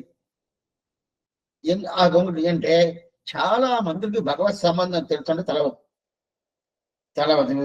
సరే స్వామి తెలవలేదే, అది తెలుసుకోవాలంటే తెలుసుకోవాలనేది యోగ్యత ఉండాలి. అప్పుడు ఎవరంతా తెలుసుకోలేదు వాళ్ళంతా ఎట్లా స్వామి తెలుసుకోలేదు అంతే, వాళ్ళకి ఎన్నో జన్మాలు ఉంటుంది అనుకోండి. దీనిగా స్వామి నమ్మాడు వారు ఒక భాషను పెడుతున్నాడు. అంగుమింగం வானவர் காணவர் யாவரும் எங்கும் இணையை என்று உன்னை அறியகிலாதலற்றி அங்கம் சேரும் பூமகள் மண்மகள் ஆய்மகள் శంకు చక్కరత్తవనెంబర్ శరణమేన్ పాదం. అంటే నేను ఎవరు తెలుసుకోలేదు, ఆడవారు చెప్తున్నాడు. నేను ఎవరు తెలుసుకోలేదంటే తెలుసుకోవాల్సిన క్రమం ప్రకారం తెలుసుకోలేదని అర్థం. తెలుసుకోలేదంటే మనం నేరుగా లేదు స్వామి, మా ఇంటి పక్కన టీటీడీ దేవస్థానం ఉన్నది, అక్కడ కొత్తగా నిర్ణయం చేసిండారు, అక్కడ ఏడుకొండ వాడు వచ్చిండాడు, చూసాను సేవించారంటే సేవించాడు, భగవంతుడు సేవించాడు, నాకు ఆయనకు సంబంధం ఉండదు, ఇదంతా తెలుసుకున్నావు. అప్పుడు తెలుసుకోవాల్సిన క్రమం, ఆ క్రమం ప్రకారం తెలుసుకున్నామంటే తెలుసుకోలేదు. అయితే క్రమం ప్రకారం తెలుసుకున్నారు ఎవరన్నా ఉన్నారా? ఉన్నారు. ఆళ్వార్లు క్రమం ప్రకారం తెలుసుకున్నారు, స్వామి రామానుజుల వారు క్రమం ప్రకారం తెలుసుకున్నారు, మనవాళ్ళ మామని క్రమం ప్రకారం తెలుసుకున్నారు, వీళ్ళందరూ తెలుసుకున్నారు. అయితే దీంట్లో ఏదో కొన్ని మందులు వాళ్ళు ఏదో కొద్దిగా తెలుసుకోవచ్చు. అయితే అటైతే అన్ని తెలుసుకోవాలంటే ఎంత స్వామి, ఎలా తెలుసుకోవాలి? అదిద అర్థపంచక జ్ఞానం అని పేరు. అర్థపంచక జ్ఞానం అని పేరు. అర్థపంచక జ్ఞానం ఏమి? జీవాత్మ స్వరూపం, పరమాత్మ స్వరూపం, ఉపాయ స్వరూపం, పురుషార్థ స్వరూపం, విరోధి స్వరూపం. దీనిగా అర్థపంచక. అది ఎవరు స్వామి తెలుసుకుంటారు? చాలా మంది తర్వాత. అటైతే ఆ క్రమం ప్రకారం తెలుసుకోలేదు అని అర్థం. లేదంటే ఆ క్రమం తెలుసుకోవాలి కదా, సరే తెలుసుకోలేదు. అప్పుడు తెలుసుకునే సంబంధం అంటే తెలుసుకున్న దాని వల్ల సంబంధం అంటే సంబంధం ఉన్నది. సంబంధం ఉండదు, అది ఉన్నది. అటితే ఆ సంబంధం ఎంత ఉంటుంది? అచిత్ అనే జ్ఞానశూన్యంగా ఉండే చెక్క ఉంటది కదా, ఆ చెక్కకి భగవత్ సంబంధం ఉండదు, నాకు భగవత్ సంబంధం ఉండదు. అయితే నాకు భగవత్ సంబంధం ఉండాలని మీకు తెలుసుకోవచ్చు, ఆ చెక్క భగవత్ సంబంధం ఉండాలని తెలుసుకోని కాదు, దానికి నా మీద. అప్పుడు ఇట్లా ఉన్నప్పుడు ఆచార్య సంబంధం ఎందుకు? భగవత్ సంబంధం 9 భగవత్ సంబంధం ఉండాలని చూసాము. ఎందుకంటే నేను స్వామి అట్లయితే ఇప్పుడు ఆ చెక్క ఉంటది కదా, ఆ చెక్కకి ఒక యోగ్యత లేదు. ఏం యోగ్యత లేదు? ఆచార్యుడు ఉపదేశం చేస్తే తెలుసుకునే యోగ్యత ఉండదా? యోగ్యత లేదు. అయితే నాకు ఆ యోగ్యత ఉండదు. తెలుసుకుంటున్నా లేదా అది వేరు, అది వేరు. ఆ యోగ్యత అనేది నాకు ఉండదు, ఆ చెక్కకి లేదు కదా. అయితే ఆ చెక్క లాగా మనం ఉండకూడదు. ఎందుకంటే మనకు యోగ్యత ఉండాలి. అప్పుడు మనకి యోగ్యత ఉన్నప్పుడు స్వామి అదేం స్వామి, ఒక స్వామి ఏం చేశాడు, శ్రీభాష్యం కాలక్షేపం 2 సంవత్సరాలు చెప్పాడు. ఆయన ఏదో బయట ఊరి నుంచి వచ్చాడు, కాలక్షేపం చెప్పేశాడు, శిష్యులందరూ విన్నారు. విన్న తర్వాత మళ్ళీ ఆయన ఊరికి పోవాలి కదా, ట్రైన్ ఎక్కని పోయాడు. అప్పుడు అడిగాడు స్వామి, ఏదైనా తెలుసుకున్నావా? బాగా తెలుసుకున్నావా? అంటే ఏం తెలుసుకున్నా, ఎట్లా తెలుసుకున్నాను? అప్పుడు ఏం చేశాడు, నాలని తట్టి చూపించాడు, కూర్చున్న నాలని తట్టించాడు. దీనికి ఏం తెలిసిందో అదే నాకు తెలిసింది అన్నాడు. అప్పుడు స్వామి చెప్పాడు, దానికి తెలిసింది ఏంటంటే అది నీకు తెలిసిందంటే దానికి తెలవంది ఏం తప్పలేదు అంటే అది జ్ఞానశూన్యం. దానికి తెలవలేదంటే తప్పలేదు. నువ్వు జ్ఞానం ఉండదు, భగవంతుని జ్ఞానం ఇచ్చాడు, తెలుసుకోవాలంటే అప్పుడు దానికి నువ్వు సమానంగా ఉండదు. జ్ఞానైన ఈయనగా పశుభి సమానంగా అని చెప్తారు. జ్ఞానం లేదంటే పశువుకి సమానం చెప్తారు అచ్చని అని చెప్పారు కదా. అందువల్ల చరి అప్పుడు ఆ యోగ్యత మనకి కావాలి కదా. అప్పుడే భగవంతుడు ఎవరిని తెలిపిస్తారు. సంబంధం అంటే ఏంటి? 9 సంబంధాలు చెప్పేశాను. ఆ 9 సంబంధం వల్ల భగవంతుడు మోక్షం ఇవ్వడంటే ఇవ్వడు. ఇప్పుడు దీనికి ఆన్సర్ చెప్తున్నాను. సరే, అప్పుడు ఆచార్యుడు వచ్చి మనకు ఉపదేశం చేస్తాడు. ఉపదేశం చేస్తాడు కదా. ఉపదేశం చేయాలంటే మనకి ఏం కావాలా? కానీ జ్ఞానం కావాలా, భక్తి కావాలా, ఆచార అనుష్ఠానం కావాలా, మనకి ఏమి ఆచార్య శిష్యులు ఉండాలా, ఏ ఆత్మగుణాలు ఉండాలా, అదంతా ఉండాలంటే అది ఏమీ లేదే. ఏదైనా ఉంటే లేస్తున్నాను 8 గంటలకు లేస్తాను, రాత్రి 12 గంటకి పడుకుంటాను. అది ఆ దూరదర్శన్ ముందుగా కూర్చుంటాను, 6 గంటలకు ఒకసారి ఏదోదో వేస్తా ఉంటాను, ఒకటిగా చూస్తా ఉంటాను. అది చూసేసి 12 గంటకి పడుకుంటాను, ఉదయం 9 గంటలకు లేస్తాను. అంతేనా? ఏం తెలుసుంటే ఏం తెలవు. అట్లా ఉన్నప్పుడు ఇప్పుడు ఆచారం వచ్చాడు, వచ్చి చూసి ఏంటి ఇతనికి ఇదే యోగ్యత లేదే, ఏదైనా అనుష్ఠానం ఉంటే జ్ఞానం ఉంటే ఏదైనా ఇతను ఏమైనా చెప్పచ్చు, ఏ యోగ్యత లేదే, ఇతను చెప్పచ్చా అని చెప్పి అట్లాంటి యోగ్యత ఉండాదా అని చూస్తాడంటే చూడడు. అతని మనిషి, అతని జీవాత్మ, ఈ శరీరం భగవంతుడు అతన్ని ప్రసాదించాడు, అందువల్ల చెప్తా అని చెప్పి చెప్తాం. అంటే ఇతనికి యోగ్యత ఉండి చెప్పాలనే అభిప్రాయంతో చెప్పేది లేదు ఆచార్యుడు. అతను మనిషిగా ఉంటేనే చాలు, అతని జ్ఞానం ఉండదు కదా, చెప్తాము. ఆయన తెలుసుకోకపోయినా అది వేరు, తెలుసుకోమని అది వేరు. ఇప్పుడు దానికి ఉపయోగ ఎగ్జాంపుల్ చెప్తాను. ఇప్పుడు పిల్లలు ఉంటారు, 5 సంవత్సరాల పిల్లలు. ఒక తండ్రి ఏం చేశాడు, ఆ పిల్లలకి 5 సంవత్సరాలు అయింది, నేరుగా బడికి తీసుకుపోయాడు, స్కూల్కి తీసుకుపోయి ఫోటో క్లాస్ ఉంటుంది కదా, దాని మీద కూర్చోబెట్టాడు. కూర్చోబెట్టిన తర్వాత దానిలంతా అక్కడి నుంచి ఉండిన ప్రిన్సిపల్ అంతా వచ్చారు. వచ్చి ఏమి ఇక్కడ కూర్చోబెట్టిండావు, ఎందుకు కూర్చోబెట్టే, ఏంటో మీరు కదా అడ్వర్టైజ్మెంట్ చేస్తున్నారు, 5 సంవత్సరాలు ఉంటే చాలు, పిల్లలు తీసుకురండి, ఇక్కడ జాయిన్ చేయండి, అడ్మిషన్ ఉండాలి అని చెప్పారు కదా, తీసుకొచ్చి పెట్టాను అంటాడు. అప్పుడు ఆ ప్రిన్సిపల్ ఏం చెప్పాడు చూసిన, లేదు మా దగ్గరకి ఎంట్రన్స్ ఎగ్జామ్ ఉంటుంది, అది కాకుండా అది రాయాల, దాని తర్వాత మీరు ఎక్కడి నుంచి వస్తున్నారని తెలవాలా, అది కాకుండా నా స్కూల్ ఉంటుంది కదా, నా స్కూల్కి మీ ఇల్లుకి 2 కిలోమీటర్ల డిస్టెన్స్ లో ఉండాలి, దానిపైన ఇదంతా కండిషన్స్ ఉండదు, ఆ డిస్టెన్స్ లోపల ఉండదు, దానికి దాటి మీకు ఉండకూడదు. దాని తర్వాత మీరు బాగా నేర్పిస్తారా, మీరు తల్లిదండ్రులు, ఇప్పుడు బడికి పంపించేది తల్లిదండ్రులు చదివి ఉండారా అని చూస్తే ఆ పిల్లల్ని చేర్చుకుంటున్నారు. చేయించామంటే మీరు ఇంట్లో చదివించాలా, ఇన్ని క్వాలిఫికేషన్ అడుగుతారు కదా, మీ తండ్రి చదివి మీ తల్లి చదివి ఉండదా, మీ భార్య చదివి ఉండదు, ఇదంతా దాని తర్వాత లేదే స్వామి వెంటనే ఆ స్వామి ఏమి అడిగారంటే మీరు 5 సంవత్సరాలు ఉంటే చాలని చెప్పారంటే అది ఏంటి బేసిక్. 5 సంవత్సరాలు తీసుకురావచ్చని చెప్పాను. అయితే అది ఒకటే కాదు యోగ్యత, దాని తర్వాత మిగతా యోగ్యతలతో ఎంట్రన్స్ ఎగ్జామ్ రాయాలా, దాని తర్వాత మీరు ఇంటికి చదివి ఉండాలా, దాని తర్వాత మీ స్కూల్ ప్రాంతం 2 కిలోమీటర్ల లోపల ఉండాలా, ఇదంతా ఉండాలి. ఈ ప్రకారం ఉంటే ఆ పిల్లల్ని తీసుకొచ్చి పెట్టండి అని చెప్పాడు కదా. ఈ ప్రకారం యోగ్యత ఉండాదా అని ఆచార్యుడు చూస్తాడంటే చూడదు, అతను ఏమి చూడు. ఏం చూడండి, మనం ఎట్లా ఉంటాము, చెక్కలాగా ఉన్నాము. ఒక జ్ఞానశూన్యం ఎలా ఉండిందో ఆ ప్రకారం ఉన్నాము. అయితే ఇతను ఈ ప్రకారం ఉండాలి, ఇతను చెప్పాలా ఏదైనా ప్రయోజనం ఉంటుందా, చెప్తే తెలుసుకుంటాడా, అది కూడా చూడడం లేదు. చూడకుండా ఏం చేస్తాడు, చెప్తాడు. ఇది చేసేది ఎవరు, ఆచార్యుడు మొదట చేస్తాడు. ఈ ప్రకారం చేసి ఉన్నాడా స్వామి అంటే మధుర కవి ఆళ్వారు పాశురమే అది. பயனன்னாகிலும் பாங்கல்லராகிலும் செயல் நன்னாக திருத்தி பணிகொள்வான் குயில் நின்றார் படில் சூழ் குடும்பூர் நம்பி ముయల్గెండ్రేన్ ఉందన్ మైగళ కన్బయే. ఎట్లా ఉండ మధురగా చెప్పుకున్నాడు, నేను ఒక రాయిలాగా చెక్కలాగా ఉన్నాను, ఒక రాయిలాగా చెక్క రాయి. ఆయనే చెప్పుకుంటాడు మధుర కవి బ్రాహ్మడు. ఆయన ఏం చెప్పినాడు, ఒక రాయిలాగా చెక్కలాగా ఉన్నాను, నాకు నమ్మాడు చెప్పించాడు. అంటే నాకు చెప్పిన దాని వల్ల ఏ ప్రయోజనం లేదని అతనికి తెలుసు. ఏంటంటే నేను మంచోడు కాదు, అట్లా నాకు జ్ఞానం లేదు. అట్లా ఉండి కూడా ఇతనికి పోయి చెప్పిస్తున్నామే. ఏంటంటే నన్మయాల్ మిక్కన ఆన్మరయాళர்கள் పుణ్మయాగ కలుదువర్, ఈ భాషలో ముందు మనం చూసినాం. అట్లయితేనే ఆ శాస్త్రం తెలిసిన ఆ స్వామిలంతా ఉంటారు కదా, పెద్ద పెద్దోళ్ళు మహనీయులు, వాళ్ళంతా ఏం చేశారంటే ఈ మధుర కవి కావరా అతను ఏం తెలియదు, మూర్ఖుడు, అక్కర్లేదు, తోచేయండి అని చెప్పి వాళ్ళందరూ తోచేశారు. నా వల్ల ఏ లాభం లేదు, ఏ ప్రయోజనం లేదని తోచేశారు. అట్లా తోచేసి నన్ను ఏం చేశాడు స్వామి నమ్మాడు, వాడు తీసి ఏం చేశాడు, నన్ను తీసుకొచ్చి ఉపదేశం చేస్తున్నాడు. నా ఉపదేశం వల్ల ఏదైనా ఫలితం రాబోతుందా లేదు, ఏదైనా ఆయనకి ఏదైనా ప్రయోజనం దొరకపోతుందా లేదు, అయితే నాకేదైనా అర్థమైపోద్దా లేదు. అట్లా ఉండి కూడా ఏం చేశాడు, నాకు ఉపదేశం చేశాడు. பயனன்னாகிலும் ఎవరు చేస్తాడు, ఆచార్యుడు చేస్తాడు. பயனன்னாகிலும் పాంగల్లరాగిలం செயல் నన్నాగా తిరిగి పనికొల్వాన్. ఈ పొలాల్లో కొన్ని ఎండాకాలం ఉంది అనుకోండి, అట్టనే ఆ వేడికి అట్టనే నీళ్లు లేకుండా అక్కడక్కడక్కడ బాలంగా అట్టనే పగిలి ఉంటుంది.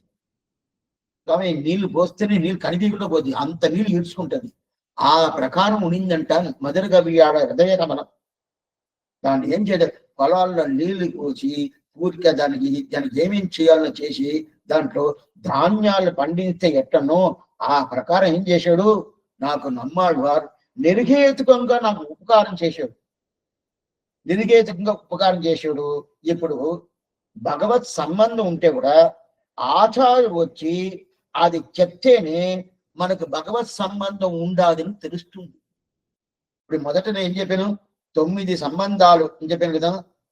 ఏమేమి సంబంధం, భర్తృభార్య సంబంధం, పితాపుత్ర సంబంధం అని 9 సంబంధాలు చెప్పాను. సరే, ఆ 9 సంబంధం ఉంటుంది ఎలా తెలుసు, ఎవరో ఒకరు చెప్పాలి. చెప్పేటోడు ఆచార్యుడిగా పెట్టుకోండి, అప్పుడు చెప్పాడు. చెప్పకపోతే తెలుసా, తెలవదు. అది చెప్పిన తర్వాత తెలుసు. అది చెప్పిన తర్వాత ఈ ప్రకారం ఉండాదే. దాని తర్వాత అట్లయితే అట్లాంటి భగవంతుని నన్ను వదలకూడదు అంటే ఏం చేయాలా, అది చెప్పించింది ఎవరు, ఆచార్యుడు కదా. చెప్పించింది ఆచార్యుడు కదా, వేరే ఎవరు కదే. అయితే ఇప్పుడు చెప్పిక ముందు ఆ సంబంధం ఉండదా లేదా, ఉండాలి స్వామి. ఆచార్యుడు నాకు భగవత్ సంబంధం చెప్పించాడు కదా, ఆయన చెప్పించిన తర్వాత కొత్తగా ఆ సంబంధం వచ్చిందా, లేదు దీనికి ముందే ఉండదా, ఉన్నది. అప్పుడు దాన్ని చూసి అతను మోక్షం ఇవ్వచ్చు కదండి, ఇవన్నీ కాదు. నాకు అట్లాంటి జ్ఞానం నాకు ఉన్నదని నాకు తెలవలేదే. ఒక ఎగ్జాంపుల్ చెప్తాను. కొన్ని మందులు ఇట్లా చెవులు పెట్టుకొని విధేయతంతో పెట్టుకుంటారు. అది ఈదులు పోయామనుకోండి, వాళ్ళు నడిచిపోయేది కూడా దోవను దారిని చూడరు, అట్లా తలక ఆడుచుకుంటా ఏదో చేస్తాం. మన ఆ కాలంలో ఏదో పిచ్చోడు అలా పోతా ఉంటాడు. ఇప్పుడు కొంతమంది అలాగనే అయిపోయారు, పోతా ఉంటారు. దాంట్లో ఏదో పెట్టుకుంటారు కదా, దాన్ని పెట్టుకుంటారు, దాన్ని పెట్టుకుని ఏదో పాటలు ఏదో వాళ్ళ పాటలు ఏదో ఉండుకుంటూ పోతారు. దాంట్లో బ్యాటరీ వేసి ఉంటారు, బ్యాటరీ వేసి ఉంటారు కదా. ఇప్పుడు ఆ బ్యాటరీ పూర్తిగా వేసి ఉంటుంది. సరే, ఆ బ్యాటరీని మనం వేసే క్రమంగా వేస్తేదా అది పనిచేసేది. ఆ బ్యాటరీ లోపల 2, 3 ఏదో ఉంటుంది, దాంట్లో ప్లస్ మైనస్ ఉంటుంది కదా. ఆ ప్లస్ మైనస్ ఆల్రెడీ దాంట్లో రాసి ఉంటారు, దానికి సింబల్ ఇచ్చి ఉంటారు. ఆ ప్రకారం మనం వేస్తేదా అది పనిచేస్తుంది. దాన్ని మార్చి వేసాను అనుకోండి, పనిచేస్తుందా? పనిచేయదు, పనిచేయదు. ఒక స్వామి వచ్చాడు, ఏం స్వామి పనిచేయలే అన్నాడు. బ్యాటరీ లోపల ఉన్నదండి, బ్యాటరీ లోపల ఉన్నది, పనిచేయలేదంటే వేసే క్రమంలో వేయరా, మార్చి వేసేసాను. కొన్ని తర్వాత బ్యాటరీ వేస్ట్ కాకూడదు అనుకోండి, మార్చి పెట్టేసి ఉంటే బ్యాటరీ వేస్ట్ కాదు, అదంతా వాళ్ళు చెప్పేసాను. అప్పుడు మార్చి వేసేసాను, ఇప్పుడు పనిచేయాల, ఆ ఇన్స్ట్రుమెంట్ పనిచేయాల, అప్పుడు బ్యాటరీ లోపల ఉండాలి, పనిచేయాల. అదే ప్రకారం నాకు భగవంతుడికి సంబంధం ఉండాలి, 9 సంబంధం ఉండాలి, పనిచేయాల. ఎందువల్ల? మార్చేసాను, నాకు ఆ జ్ఞానం లేదు. ఆ జ్ఞానం ఎవరు నాకు తీసుకొచ్చిస్తాడు? ఆచారుడు. ఓ ఏంటి ఇన్ని సంబంధాలు ఉన్నది, నువ్వేం వదిలేసి ఉన్నావు? ఏలాగా? ఒకరు వచ్చి చూశాడు, నీ చెవులు పెట్టుకొని వినాలనుకుంటానవే అని చెప్పి, ఏమైంది చూస్తా అని చెప్పి ఆ ఇన్స్ట్రుమెంట్ చూస్తే, ఏందయ్యా బ్యాటరీని మార్చి వేసినావు అని చెప్పి తిప్పి ఏం చేస్తాడు, దానికి సరిగ్గా చేస్తాడు. ఆ ప్లస్ లో వేస్తాడు, మైనస్ లో వేస్తాడు. వేసిన తర్వాత ఇప్పుడు బాగా ఓహో అని పాడుతుంది. అప్పుడు ఆ క్రమం కావాలి కదా. అదే ప్రకారం ఇది చేసేది ఎవరు? ఆచారం. అప్పుడు అతనికి ఇన్ని సంబంధాలు ఉండాలని చెప్పి మనకి చెప్పేది ఎవరు? ఆచారుడే కదా.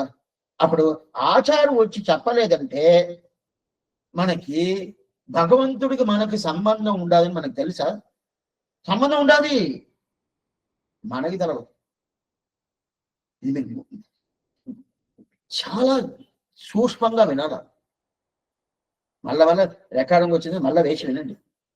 అంటే దీన్ని తెలుసుకున్నారంటే మన ఎవరని తెలుస్తుంది, మన ఆచారుడి స్థితి ఎవరిని తెలుస్తుంది, మనం ఎట్లా ఉండాలని తెలిసిపోతుంది. దాని తర్వాత మనకి దేని మీదను ఒక ఒక ప్రీతి ఉండదు. ఇది ఇది ఇది ఒకసారి ఇది ఒకసారి అంతా. ఇప్పుడు అప్పుడు భగవత్ సంబంధం ఉండదంటే ఉండదు, భగవత్ సంబంధం లేకుండా లేదు. అయితే నాకు తెలియదు, అప్పుడు నాకు తెలిసినట్టు చేసింది లేరు, తెలిసిన ఆచారుడు కదా. అయితే లోపల సంబంధం ఉండాలి కోసం నాకు ఏదైనా అయింది, ఏం అవలేదే. ఆ సంబంధం ఉండాలి, సరే స్వామి. ఆ సంబంధమే లేదనుకోండి, సంబంధం లేకుండా లేదు. ఎప్పుడు సంబంధం ఉంటుంది? ఊరికి మాటకి సంబంధం లేని ఆత్మనాశనం అని అర్థం. సంబంధమే లేదు స్వామి, నాకు తెలుసుకోలేదనేది కాదు, నాకు భగవత్ సంబంధమే లేదు. ఇప్పుడు ఒక్క విషయం చెప్తాను. మనమందరూ సనాతన ధర్మం, శ్రీమన్నారాయణుడు, రాముడు, కృష్ణుడు, దేవతలంతా శాస్త్ర సమతమే, అదేదేదో దేవతలతో ఉంటది. అయితే మన మతానికన్నా ఇంకా 2-3 మతాలతో ఉండదు. కొత్తగా 2000 సంవత్సరాలు, 1005 సంవత్సరం మతాలంతా ఉండదు కదా. వాళ్ళకంతా భగవత్ సంబంధం ఉండదా? ఉండదు. వాళ్ళు తెలుసుకోవాలా, వాళ్ళు తెలవటానికి వాళ్ళు ప్రయత్నం చేయాల, వాళ్ళు వేరేదే తెలుసుకుంటున్నారు. అప్పుడు వాళ్ళకంతా మంచి గతి లేదంటే ఇప్పుడు తిరిగి పోవాల్సిన పని లేదు. మంచి గతి పోవాలంటే ఎక్కడ పోయినా మన శ్రీమన్నారాయణ తిరుడి సంబంధం ఉంటేగా లేకపోతే లేదు.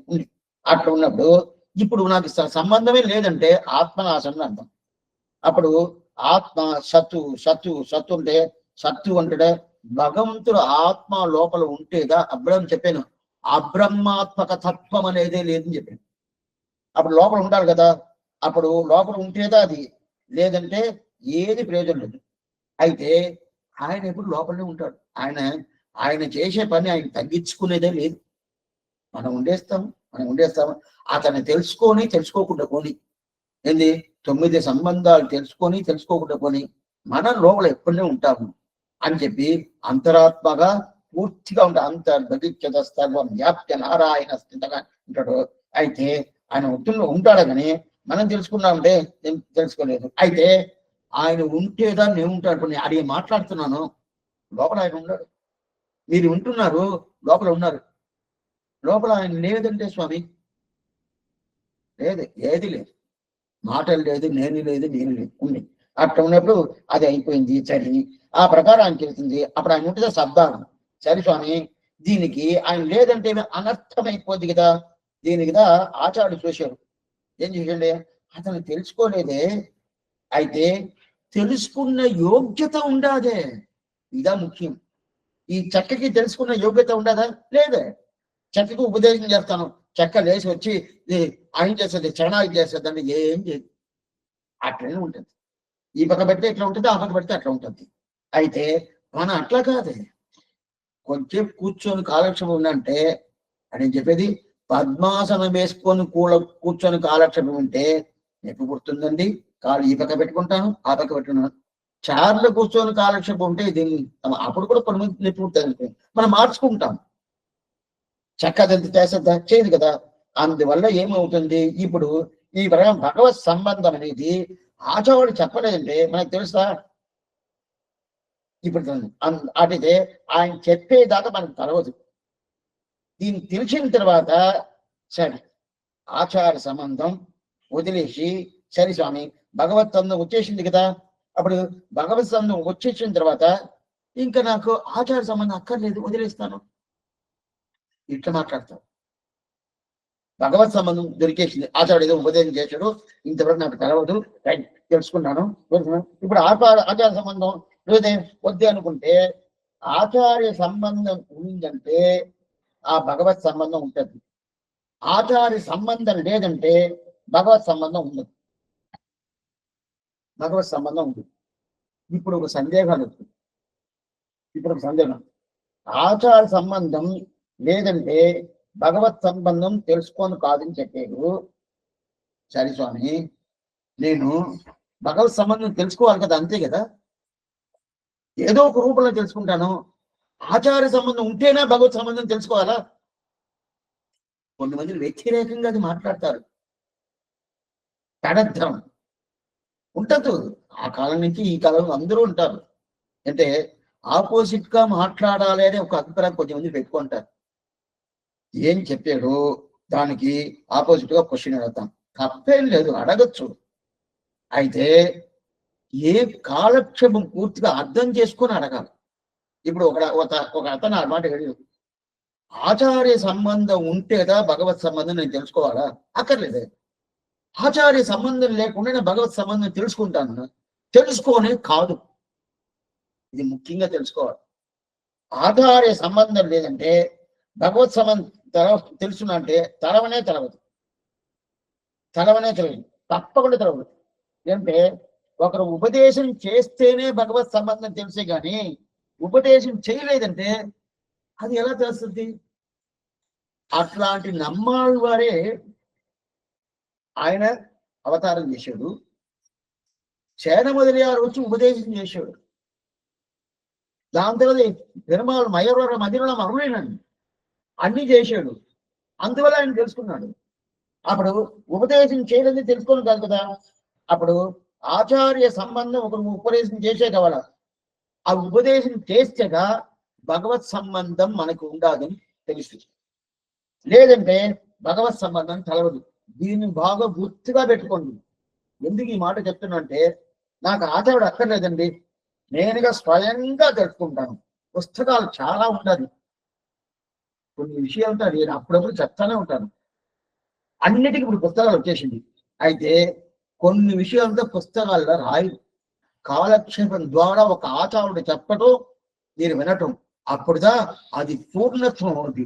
అన్ని పుస్తకాలు రాయని కాదు, అది అనుష్ఠానంలో ఉంటది. అందుకుదా గురు పరంపర మన సంప్రదాయం పెట్టేది.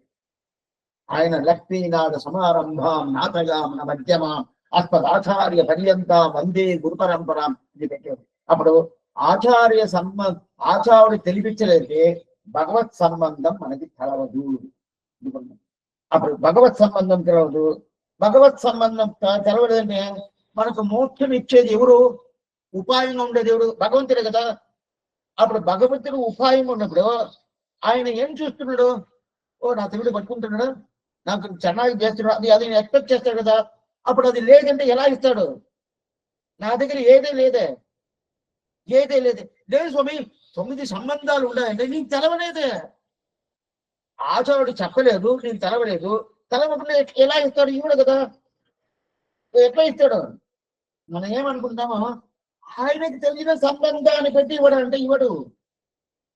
ఎందుకంటే మనకి జ్ఞానం ఉండాలి, ఆ జ్ఞానానికి తగినట్టుగా మనని ఎక్స్పెక్ట్ చేస్తాడు. ఇప్పుడు శరణాగతి అనేది ఏంటి?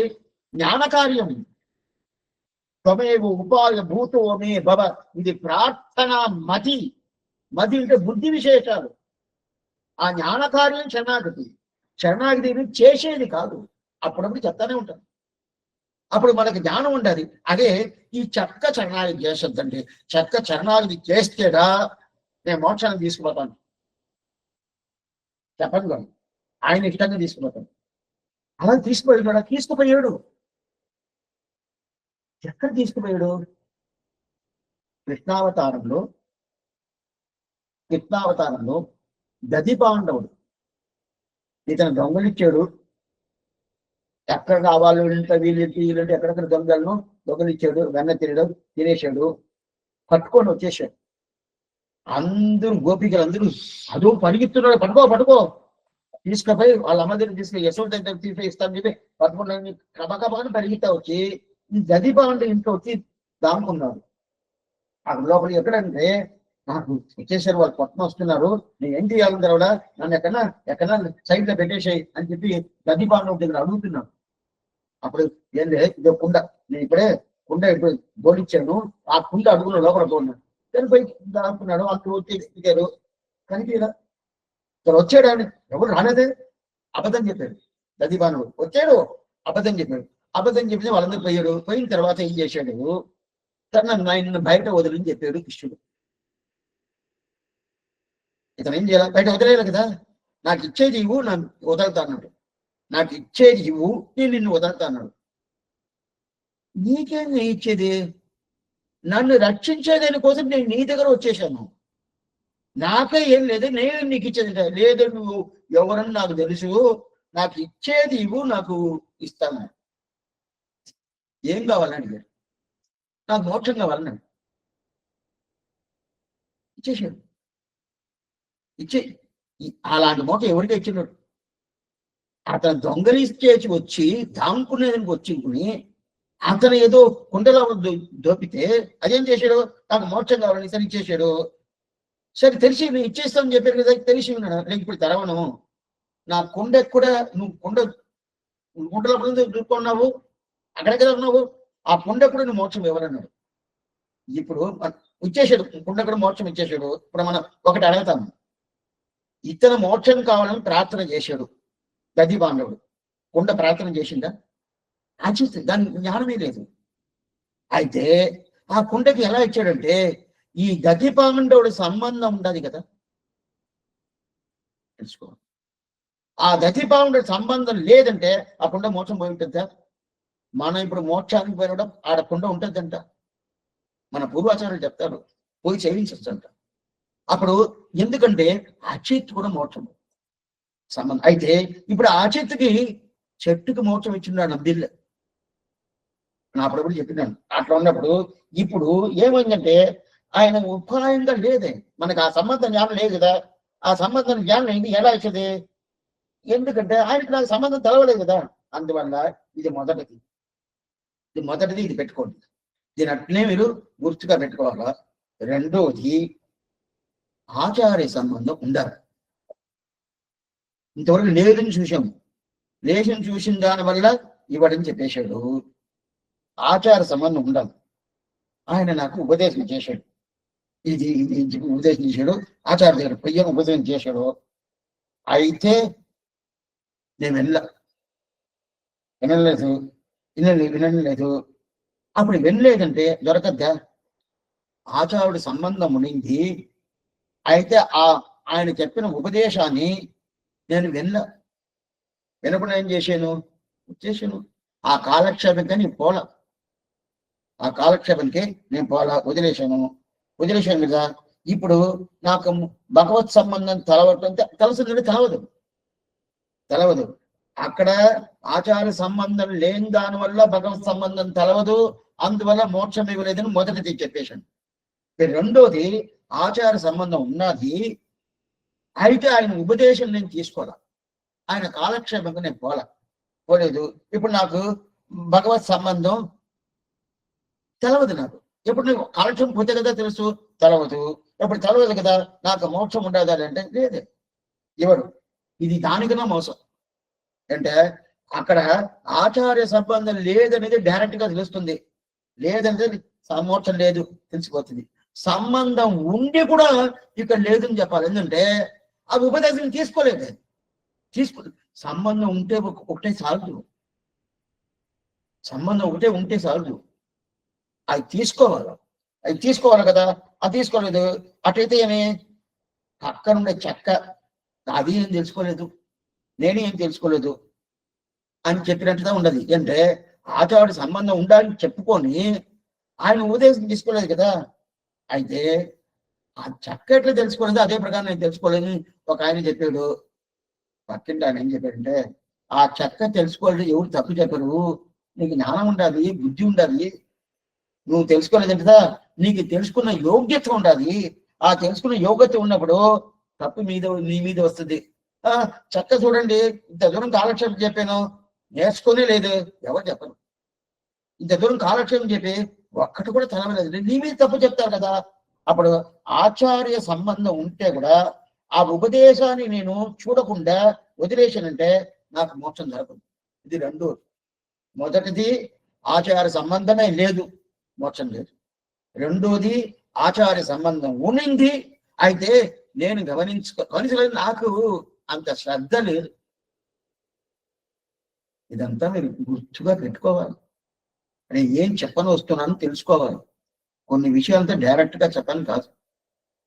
అప్పుడు నాకు శ్రద్ధ లేని వాటికి అప్పుడు సంబంధం ఉండాలని తెలవదు కాబట్టి మోక్షం లేదు. మూడోది చూడండి, ఆచార్య సంబంధం ఉండాలి, ఉపదేశం చేశాడు, నేను భగవత్ సంబంధం తెలుసుకున్నాను, బాగా తెలుసుకున్నాను. ఆచార సంబంధం ఉన్నది, ఆయన నాకు ఉపదేశం చేశాడు, కాలక్షేపం చేశాడు, నేను భగవత్ సంబంధం తెలుసుకున్నాను. ఇప్పుడు మోక్షం ఉండదా? తప్పకుండా ఉండాలి. ఏంటంటే తప్పకుండా ఉండాలి. సరే, ఈ మూడు అర్థం పెట్టుకోండి. ఇప్పుడు నేను పైకి ఎక్కాల, నిచ్చెన ఉంది, ఆ నిచ్చెన పెట్టుకొని పైకి ఎక్కేసాను. పైకి ఎక్కేసిన తర్వాత అది సెకండ్ ఫ్లోర్ ఫస్ట్ ఫ్లోర్ పోయేసాను. పోయిన తర్వాత దాని తర్వాత పైకి వచ్చేసాను కదా. పైకి వచ్చేసిన తర్వాత ఇంకా నిచ్చెన కావాలా? అక్కర్లేదు. అప్పుడంటే సాధ్యం సాధనం అంటారు. సాధ్యం అంటే ఫలితం, సాధనం అంటే ఈ శబ్దాలంతా మీరు కొంచెం తెలుసుకోవాలి. అప్పుడుగా రహస్య గ్రంథాలు వినటానికి ఉండే మనకి అట్లాంటి ఒక యోగ్యత దొరకదు. రహస్య ప్రతి ఒక్కదానికి అదేమర్థం ఇదేమర్థం చెప్పలేదు. సాధ్యం అంటే ఫలితం, సాధనం అంటే ఆ ఫలితాన్ని తీసుకున్నదనుకున్న దారి, అది సాధనం. ఇప్పుడు సాధనం ఇది నిచ్చెన, సాధ్యం ఇది నేను సెకండ్ పోయిన తర్వాత ఇంకా ఆ సాధనాన్ని వదిలే, సాధన నిచ్చెన నాకు కావాలి, అక్కర్లేదే. 10వ క్లాస్కి వచ్చేసాను. వచ్చేసిన తర్వాత స్వామి ఇది 8 నుంచి కదా 10కి వచ్చావు, 8 అయి 9, 9 అయి 10కి వచ్చావు కదా, 8 మళ్ళీ మర్చిపోవచ్చా అని చెప్పి మళ్ళీ ఎవరన్నా పోతారా? ఎవరు పోరు కదా. ఎవరన్నా పోతారండి? పిచ్చోడండి, ఏంది 10కి వచ్చిన తర్వాత మళ్ళీ 8 పోయి కూర్చుంటా అంటాడు. అదే ప్రకారం ఇప్పుడు ఆచారుడు సంబంధం వల్ల అది ఏం చేశాను, భగవత్ సంబంధం దొరికేసింది. ఇక నాకు మోక్షం ఇస్తాను చెప్పేశాడు. అంటే సంబంధం ఉండాలి, ఉపదేశం తీసుకున్నావు, బాగా సంబంధం ఉండాలి, మోక్షం అని చెప్పేశాడు, అయిపోయింది. ఇప్పుడు ఇంకా మీదట నాకు ఆచార్య సంబంధం ఎందుకు? ఎలాగా గుర్తుగా మీరు వినాలా. నిచ్చిన మీద ఎక్కేశాను, సెకండ్ ఫ్లోర్ పోయాను, 8వ క్లాస్ చదివాను, 10వ క్లాస్కి వచ్చేసాను. మళ్ళీ 8లో పోయి కూర్చోండి. కానీ నిత్యం కావాలి, నివేదన కావాలి, అది వేరు. నాకు పైన పోయేది ప్రాధాన్యం, అందువల్ల అక్కడ అని చెప్పేశాను. అదే ప్రకారం ఇప్పుడు ఆచార్యుడు ఏది కోసం పెట్టుకున్నాను, మోక్షానికి పోవాలా, భగవత్ సంబంధం కావాలా, ఆ సంబంధం తెలుసుకోవాలా, అందువల్ల ఆచార్యం పెట్టుకున్నాను. ఇప్పుడు సంబంధం వచ్చేసింది. ఇప్పుడు సంబంధం వచ్చేసిన తర్వాత నాకు ఆచార సంబంధం నేను తీసేసాను. ఇక్కడ ఆయన దగ్గర పోలేదు. ఏమవును స్వామి, నాకు మోక్షం ఉండదా లేదా? పెద్ద క్వశ్చన్ ఇది.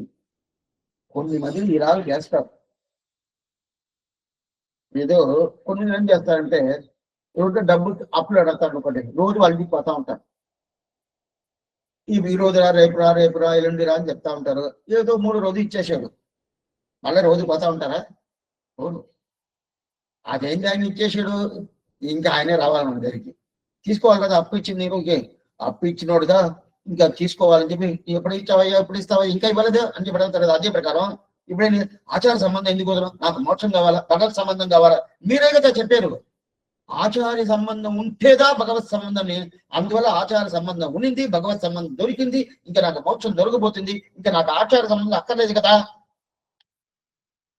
అని ఒకటి అడిగాడు. ఇప్పుడు దీనికి ఏం సమాధానం? ఇదా ప్రకారం నిచ్చెన ఎక్కాను, ఇంకా నిచ్చెన అక్కర్లేదు, 10వ క్లాస్కి వచ్చాను, ఇంక 8 పోయి కూర్చోవాల్సిన పని లేదు, ఇక నాకు అక్కర్లేదంటే దీనిగా శ్రీవచన భూషణ్ ఆశ్చర్యంగా చెప్తాను.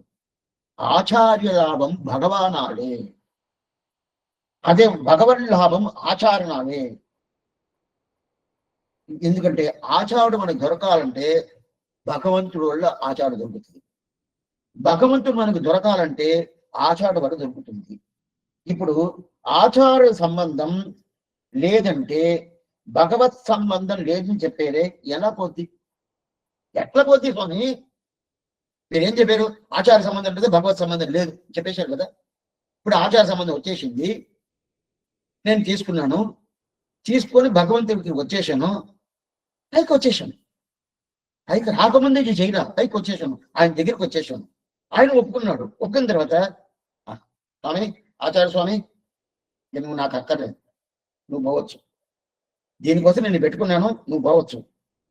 ఏలాగా ఇంకోటి చెప్తాను, ఇంకోటి చెప్తాను. పడవ ఒక నది దాటి ఆ పక్క పోవాలి. కావేరి ఉంటుంది కదా, పెన్నారు ఉంటుంది కదా, ఆ పెన్నారు దాటి ఆ పక్క పోవాలి, పడవ ఉంటుంది. ఆ పడవ కూర్చున్నాను, కూర్చున్న తర్వాత ఆ పక్కకి పోయాను. పోయిన తర్వాత దాని తర్వాత ఆ పడవ సంబంధం నాకు కావాలా, ఆ బోట్ సంబంధం? స్వామి అది ఎలా స్వామి? ఆడ పోయిన తర్వాత ఏందండి ఈ పడవలో వచ్చారు, ఆ పడవను వదిలేస్తున్నారా, పడవతో పాటు మీరు ఉండాలా? ఎవరా చెప్తారా? ఎవరు చెప్పరా? ఎవరు చెప్పరా? ఆ పడవ సంబంధం నాకు కావాలని ఎవరే చెప్పరా? నాకు ఎక్కడ పోవాలన్నా అక్కడ పోయేవాళ్ళకి ఆ పడవ సంబంధం ఉండింది, పోయాను.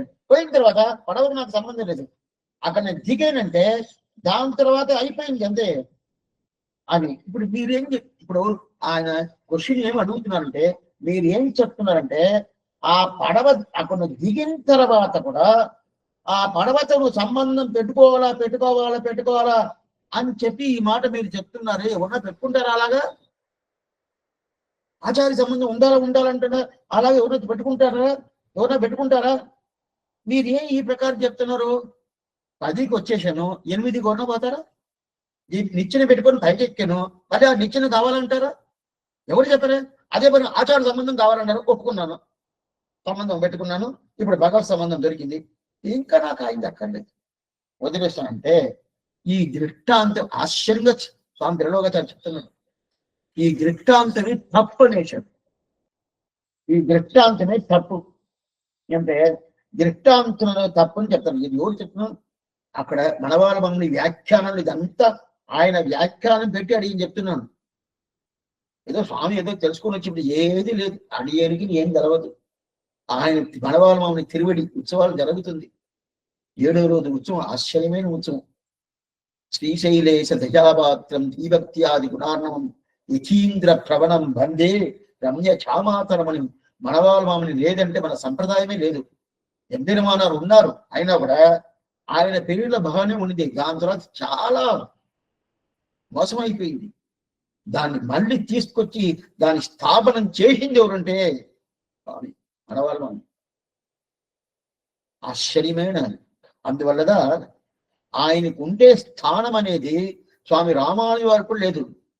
ఆ నంబెరుమాలకి ఆచారుడు, ఆ మరి నంబెరుమాలకి ఆచారుడుగా స్వామి రామానుజుడు వారు ఉన్నారా? లేదే, ఆ ప్రకారం లేదే.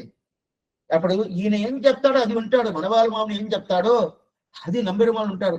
అది కాకుండా రోజు మనం ఏం చెప్తాము మాట, అడియాர்கள் వాడ, అరంగనగర్ వాడ, షడగోపన్ తంతమును వాడ, కడల్ సూழ்ந்த మన్నులకం వాడ, తర్వాత మనవాళ్ళ మామనియే ఇన్ని నూట్రాండు అని చెప్తాము. ఇంకా నువ్వు 100 సంవత్సరం ఉండాలని చెప్పి చెప్తాము.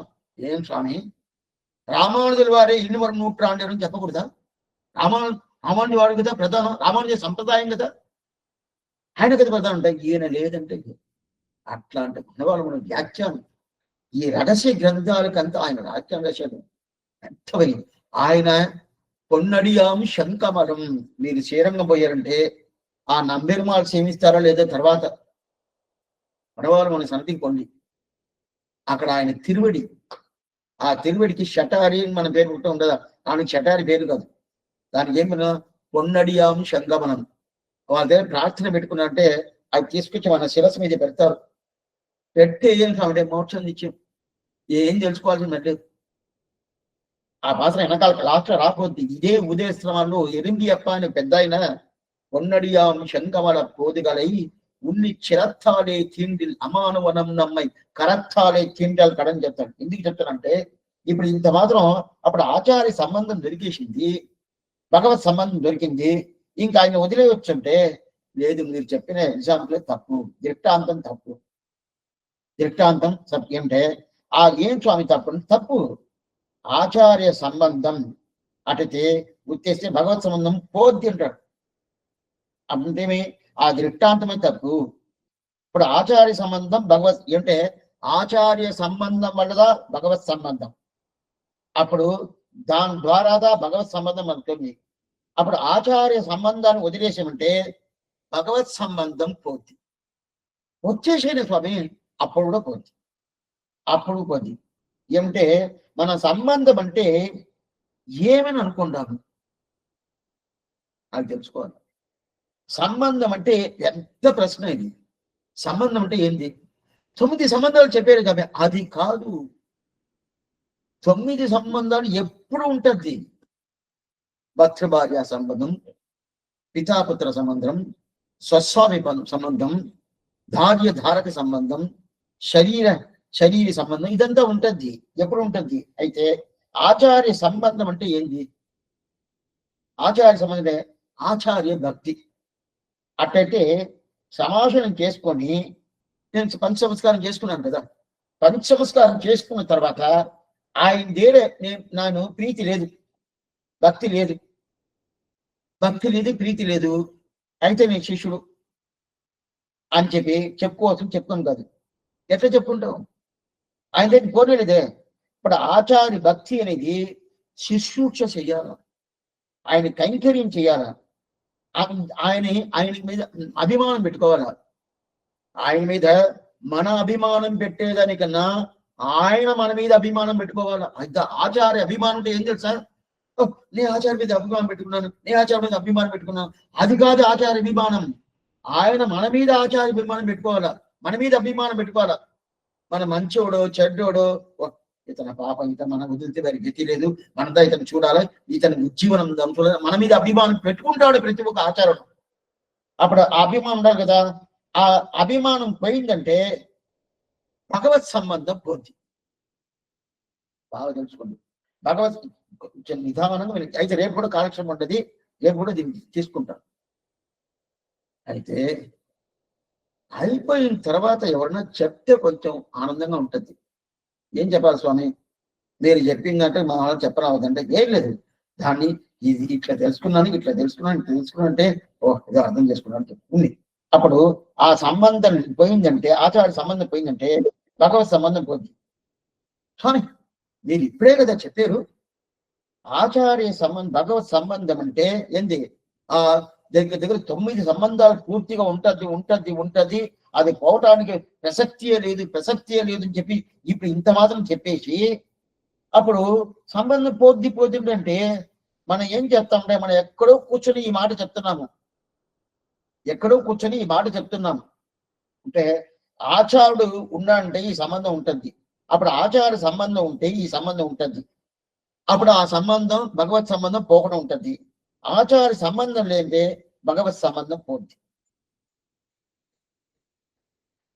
ఎందుకు స్వామి? దీంట్లో శేషశేషి సంబంధం ఉంటుంది. అటైతే ఆయన నా దగ్గరికి వస్తాను, ఆయన దగ్గరికి పోతాను. అప్పుడు ఆచార్ని శేషశేషం అంటే ఆచారుడు చేసి మన శేషభూతులు ఒకటి. భగవంతుడు ఏమనుకుంటాడంటే ఆచార సంబంధం తీసుకొని భగవంతుడి దగ్గర వచ్చేసిన తర్వాత మీ సంబంధం నాకు అక్కర్లేదు, భగవత్ సంబంధం దొరికి వదిలేస్తే భగవంతుడు వదిలేస్తాడు. ఏం నా సంబంధం లేదంటాడు.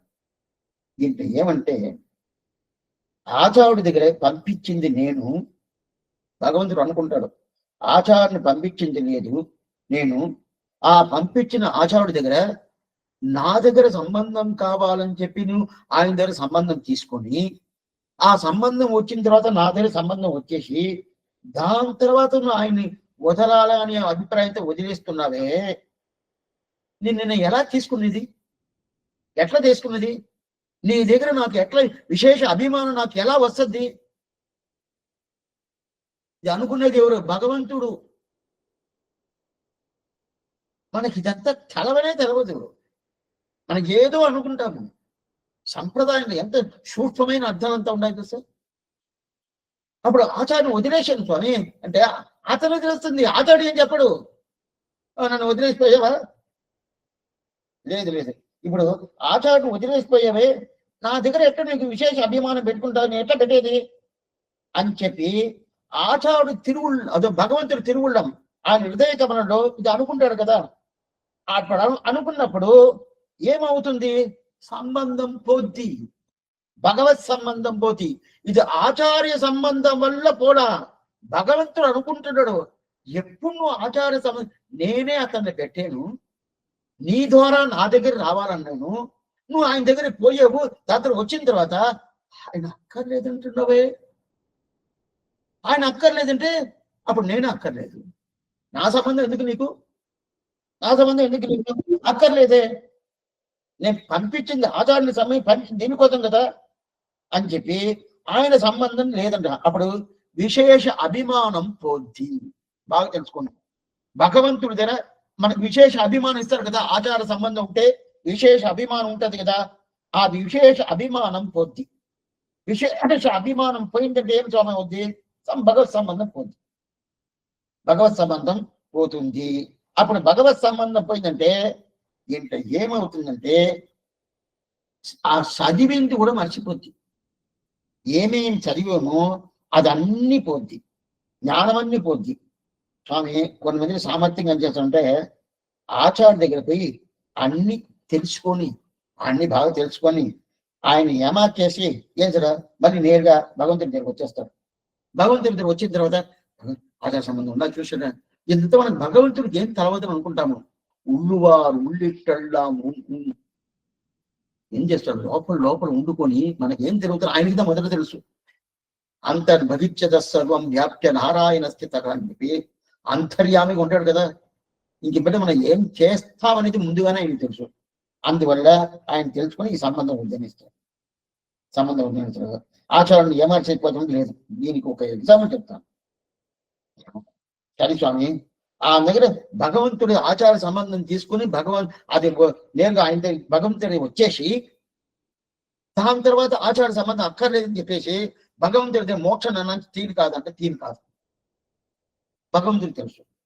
దీనికి ఒక్క విషయం చెప్తాను.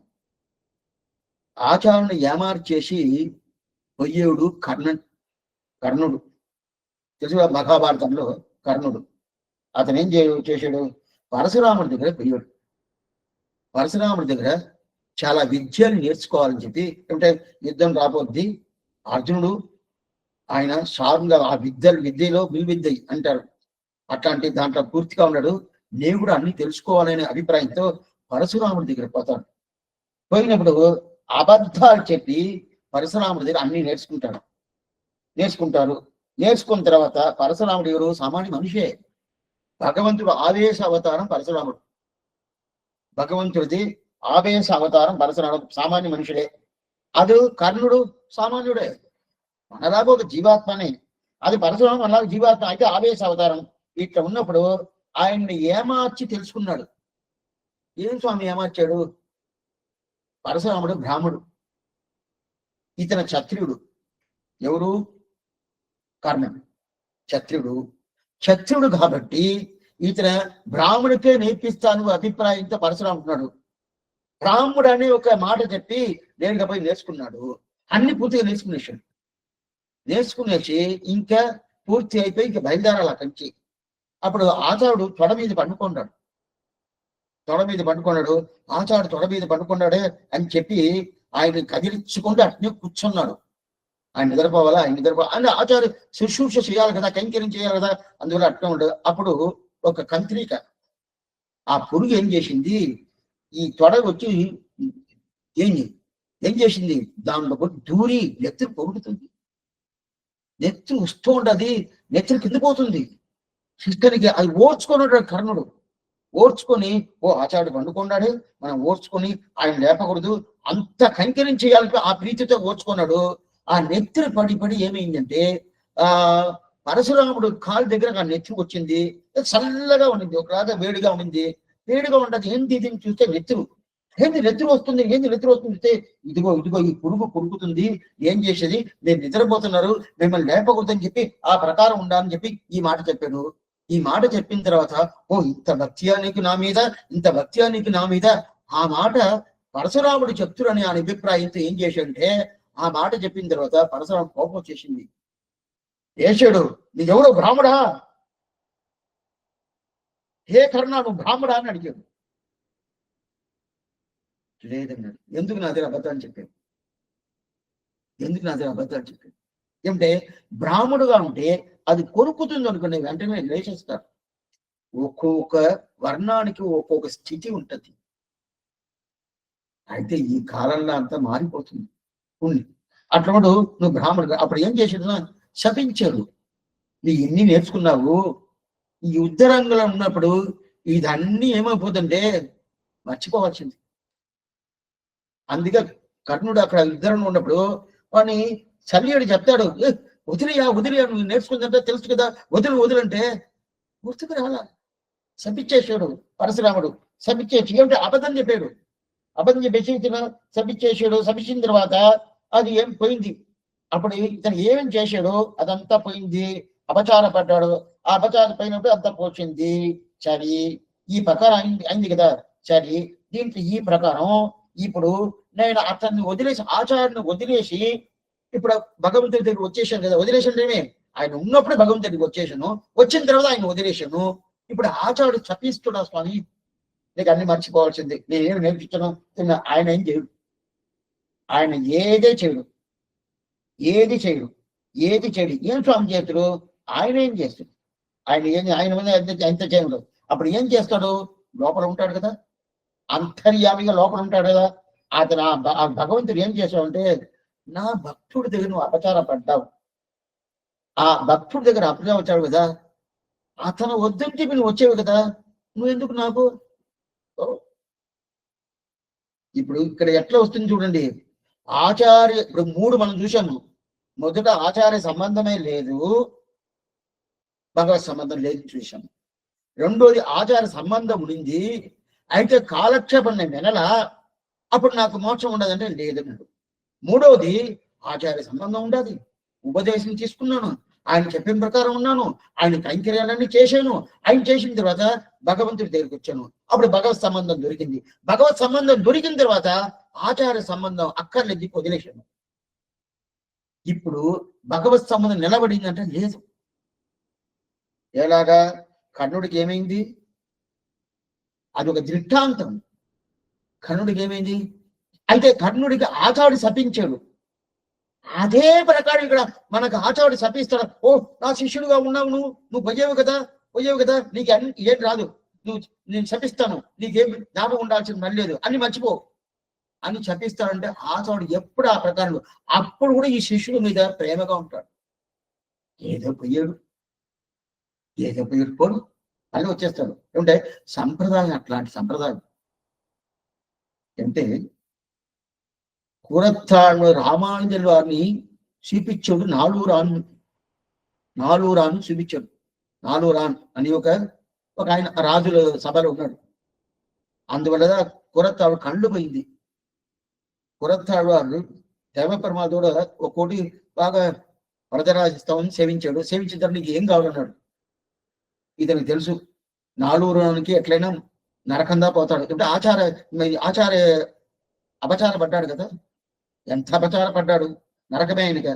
అది తెలుసుకొని ఏమడిగాడు తెలుసా ఆ దేవపరమాల దగ్గర, నాకు మోక్షం ఇస్తావు, నాకు మోక్షం ఇచ్చే మోక్షం అనేది అతనికి ఇవ్వాల, నాలుగురాని కూడా ఇవ్వాలని అడిగాడు. అట్లాంటి సంప్రదాయం.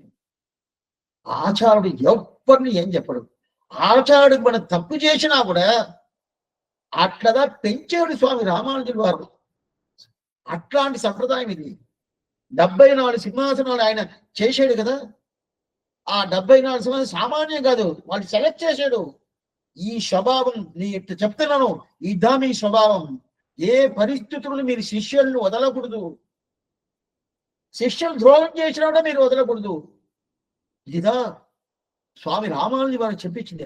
ఆ పరంపరలో వచ్చిన వాళ్ళు కదా 74. ఇప్పుడు మన ఆచారుడు ఈ ఉపకారక ఆచారుడిని పేరు. పైకి ఇంకో నెక్స్ట్ పాసం రాకపోతే జ్ఞానం అనుష్ఠానం అన్నాగోడైనా 61 పాసం దాని లెక్క విపులంగా చెప్తాను దీన్ని. అయితే వినరా, పూర్తిగా వినరా. అనుష్ఠానం చేసుకొచ్చి తర్వాత స్వామి నేను కాదని చెప్పాను, ఆ ప్రకారం ఉండారా అడి, ఆ ప్రకారం అడగను. అడిగిన లేదు మొదలు చెప్తాను. అడిగేనే ఇప్పుడు కాలక్షేపం చెప్తున్నాను. సరే స్వామి మీరు ఈ అనుష్ఠానం ఉండారంటే ఉండాలని చెప్తే అబద్ధం. అయితే ఏం తెలుసుకోవాలంటే, నేనే ఇట్లా చెప్తున్నానే, వినేటి వాళ్ళందరూ అనుష్ఠానం రాపోతారే, మనం రావద్దా అనే ఒక స్వభావం నాకు వస్తుంది. ఇప్పుడు ఆచారుడు ఈ ప్రకారం చేసాడంటే ఆయన ఏం శపించడు. పరశురాముడు శపించాడు, ఆయన శపించాడు. అప్పుడు ఏం చేస్తారంటే, నా భాగవతుల దగ్గర అపచార పడ్డావా అని చెప్పి అక్కడే కట్ చేస్తాం. అక్కర్లేదు ఓ అని చెప్పి అపచార పడ్డా అంటే అంతే, ఇంక లేదండి. ఇప్పుడు సరే స్వామి దీన్ని ఎట్లా రాచిచ్చేస్తుడా, నా భాగవతుల దగ్గర నా భక్తుడి దగ్గర నువ్వు అపచార పడ్డావు అని చెప్పి ఏదైనా రాచిస్తాడా, లేదు ఏదైనా మాట చెప్తాడా అంటే ఏం చెప్పడు. మాట చెప్పడు, రాశియుడు ఏం చెప్పడు. అప్పుడు ఎట్లా స్వామి తెలుసుంటే, ఈ జన్మాల మోక్షం లేదు, ఇంకో జన్మ. అది కాకుండా వరాహుడు చెప్పిన్నాడు, నక్షమామి వసుంధరే. అప్పుడప్పుడు ఈ మాట చెప్తానే ఉంటారు, నేను వాళ్ళని క్షమించేది లేదు అని చెప్పగా. అయితే మనం ఏం చేస్తాము, ఎవరో పోయారు, ఈ ప్రకార సంబంధం ఉండిపోయారు, వాళ్ళకి ఏమేం కార్యాలు చేయాలనో దానికి చీచూర్ణ పరిపాలన అంటారు. ఒక ఆచార సంబంధం తీసుకుంటే ఆ చీచూర్ణ పరిపాలన చేసి దాని తర్వాత వాళ్ళకి ఏమేమి కర్మ కార్యాలు చేయాలో అదంతా సకంఠీకరణం అంటారు. అదంతా చేసి వాళ్ళు పితృలోకం పంపించదు, ఏం చేసేదో అదంతా చేస్తారు. అదంతా అయితే ఇదంతా చేసేదాని వల్ల అతనేమో మోక్షానికి పోతాడు కాదు, మనం చేసే కర్మకార్యం వల్ల వాళ్ళు మోక్షానికి పోలే.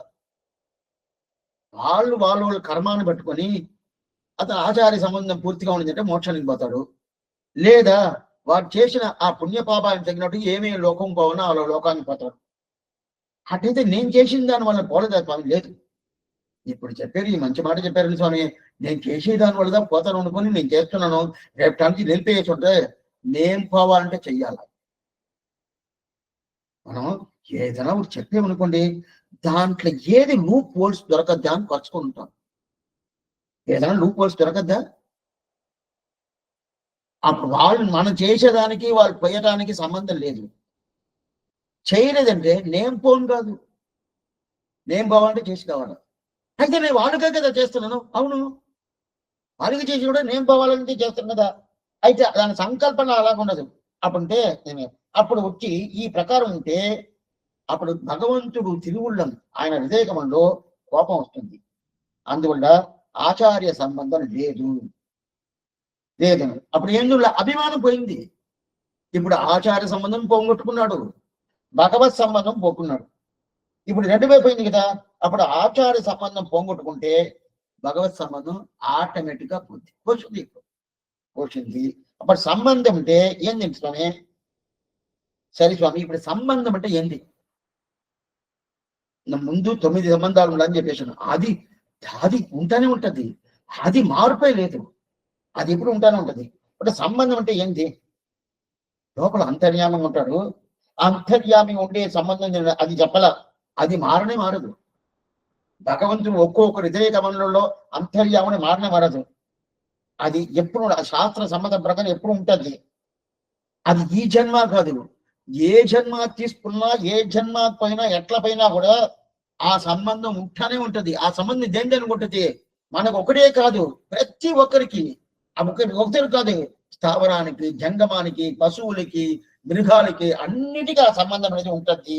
అది మానవతో అయితే మారదు. అయితే ఇప్పుడు భగవంతుడు లోపల ఉంటారు కదా, ఆ లోపల ఉండే దాని వల్ల భగవత్ సంబంధం అంటే భగవత్ సంబంధం అది కాదు. ఇప్పుడు ఇవి చెప్పారే స్వామి, 9 సంబంధాలు 9 సంబంధాలు 9 సంబంధాలు అంటే అది సంబంధమే. అయితే ఆ సంబంధాన్ని ఇక్కడ చెప్పాల. అప్పుడు భగవత్ ఆచారుడు ద్వారా భగవత్ సంబంధం అని చెప్పాను కదా. అట్లంటే ఏంది? ఆచారుడు ద్వారా భగవత్ సంబంధం. ఇప్పుడు అది పోయింది కదా. ఆచార్య సంబంధం నాకు అక్కర్లేదని చెప్పి నేను భగవంతుడి అక్కర్లేదంటే మొదట సంబంధం ఉంది, భగవంతుడి దగ్గర వచ్చిన తర్వాత ఏం చెప్పాను? ఇక్కడ వచ్చేసాను, ఇంకెందుకు? ఎలాగా? పడవ నదిలో పోయాను, పడవ వదిలేసి ఆ పక్క పోయాను, నిచ్చిన పైన ఎక్కాను, ఏం చేశాను? ఇంకా నిచ్చిన అక్కర్లేదని చెప్పేసాను. 10వ క్లాస్ వచ్చాను, ఇంకా 8వ క్లాస్ అక్కర్లేదని చెప్పి వదిలేసాను. అదే ప్రకారం ఆచార్య సంబంధం ఎందుకోసం? భగవత్ సంబంధం కోసం. భగవత్ సంబంధం దొరికింది, ఇంకా ఆచార సంబంధం అక్కర్లేదు వదిలేసాడంటే అప్పుడు భగవంతుడు ఏం చేశాడు? చూశాను కదా, నా సంబంధం లేదు, నా సంబంధం అంటే ఆచార సంబంధం లేదు, రెండు పోయింది అన్నాడు. ఇప్పుడు మనకి ఏంటంటే అప్పుడు భగవత్ సంబంధం అంటే ఏంటి? ఏంటి స్వామి? అప్పుడు భగవత్ సంబంధం అంటే ఆచారుడు సంబంధంతో ఏదో ఒక కనెక్షన్ ఉండదా? ఏదో సంబంధం ఉండదా? ఏదో ఉండదా? అంటే అతను శేషి, శ్రీమన్నారాయణ శేషి, మన శేషభుజము. ఇది వచ్చి ఇది సంబంధం, ఈ సంబంధం జ్ఞానం, ఈ సంబంధం నా వచ్చింది. ఆ జ్ఞానానికి తగినట్టు ఆచార్యుడు ఏం చేస్తాడు? మనకు ఉపదేశం చేస్తాడు. ఏం చేస్తాడు? అతను శేషి, అతను శ్రీమన్నారాయణుడికి దాసుడు. ఆచార్యుడు చెప్పేది ఈ మాట, శ్రీమన్నారాయణుడికి దాసుడు. నువ్వు ఎక్కడెక్కడో పోతున్నావు, ఏదేదో చేస్తున్నావు, అక్కడంతా పోబాక, ఆ మాటంతా చెప్పబాక అని చెప్పి ఏం చేయాలా? భగవంతుడి దగ్గరే ఉండి ఈ మాట ఎవరు చెప్పేది? ఆచార్యుడు చెప్తాడు. దీన్ని రామానుజ నూற்றந்தாதிలో உயிர்கள் மெய்விட்டு ஆதி பரனோடு ஒன்றாம் என்று சொல்லும் அவ் அல்லலெல்லாம் வாதில் வென்றான் எம்மி రామానుజన్ మెయిమది కడలి. మెయిమది అల్లల్ అంటే ఏదేది ఉంటుందో అన్ని విషయాలు ఆచార్యుడు అన్ని తొలగించి ఆయన చేసుకుంటాడు. అయితే కొన్ని సంప్రదాయం ఉండదు. ఏం చెప్పేది తెలుసిన? తప్పుగా చెప్పద్ది. ఆత్మ ఒకటే, వేరే ఏం లేదు. నేనంతా మీరు నన్ను చూస్తున్నారు, నేను నిన్ను చూస్తున్నాను, అబద్ధం, నిజం కాదు. ఇది ఎట్లాంటి? మనం ఏదో హైవేస్లో పోతాం అనుకోండి, బాగా ఎండగా హైవేస్లో పోతా ఉంటే అక్కడ నీళ్లు ఉండట్టు కనిపిస్తుంది, దగ్గరికి పోతే నీళ్ళు ఉండద్దా? నీళ్ళు కనిపిస్తుంది. ఆ ప్రకారం మనకు ఇదంతా చూస్తే మనిషి ఉన్నట్టు కనిపిస్తుంది, ఏది లేదు. ఏ ప్రకారం? హైవేస్ లో పోయేటప్పుడు ఎట్లా నీళ్లు ఉన్నట్టు కనిపిస్తుందో అదే ప్రకారం మిమ్మల్ని కమిస్తున్నారు, దగ్గరికి పోతే ఉంటుందా? లేదు. అదే ప్రకారం బ్రహ్మ ఒకటే సత్యం, బ్రహ్మ సత్యం, జగతి నిత్య, జీవో బ్రహ్మైవ నాపరగా, ఇది వేదాంత భిన్నముగా. అప్పుడు జీవాత్మ పరమాత్మ అనేది ఇదేంటి లేదు, తప్పు. అంటే బ్రహ్మ ఒకటే. అయితే మనం చెప్పేది ఏంటి? బ్రహ్మం శేషి, మన శేషముదురు అని ఎవరు చెప్పిస్తాడు? ఆచార్యుడు చెప్పిస్తాడు. ஆச்சார் చెప్పిందంటే అది కాకుండా உயிர்கள் நெய் விட்டு ஆதி பரனோடு வென்றாம் என்று சொல்லம் అవి అల్లలెల్లాం ఆదిల్ వెంట్రాన్. ఈ జీవాత్మ శేషభూతుడు ఎవరికి? ఆ రంగనాథుడికి. ఆ రంగనాథుడికి ఇతని సొమ్ము, అతని స్వామి. ఇదన్నీ అర్థం చేయని మనకి అర్థం చేసి బాగా తెలిపించేది ఎవరు? ఆచార్యుడే కదా. శేష భావం భావ సంబంధం తెలిపిస్తాడు.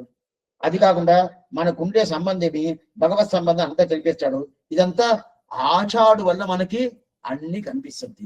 అన్ని మనం తెలుసుకుంటాము. అయితే ఇంకా కొంచెం పైకి పోవాలి. ఇప్పుడు ఆచార సంబంధం వల్ల మనం ఏం తెలుసుకున్నాము?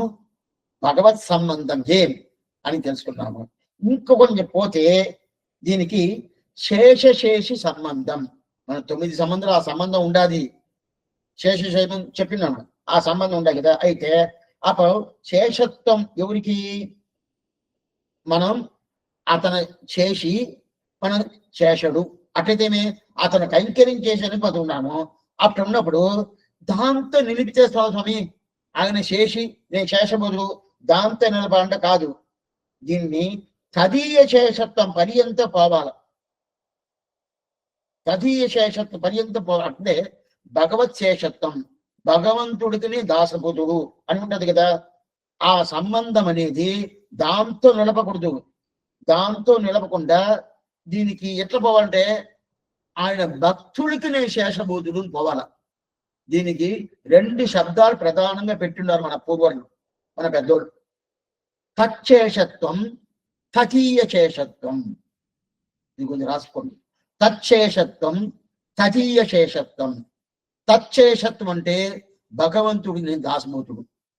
తదీయ శేషత్వం అంటే భాగవతాలకి నేను దాసబోతుడు. దీని మీద స్వామి నమ్మాళ్వార్ అడియార్ అడియార్ తమ్మడియార్ అడియార్ తమక్కడియార్ అడియార్ అడియార్ అడియోంగళి అని చెప్పి 7 తలమరాలు 7 తలమరాలు అటంటే ఏడాట్కాలం పడిపులోం నాన్గల్. ఇది తిరుపల్లాండో పెరియాడు.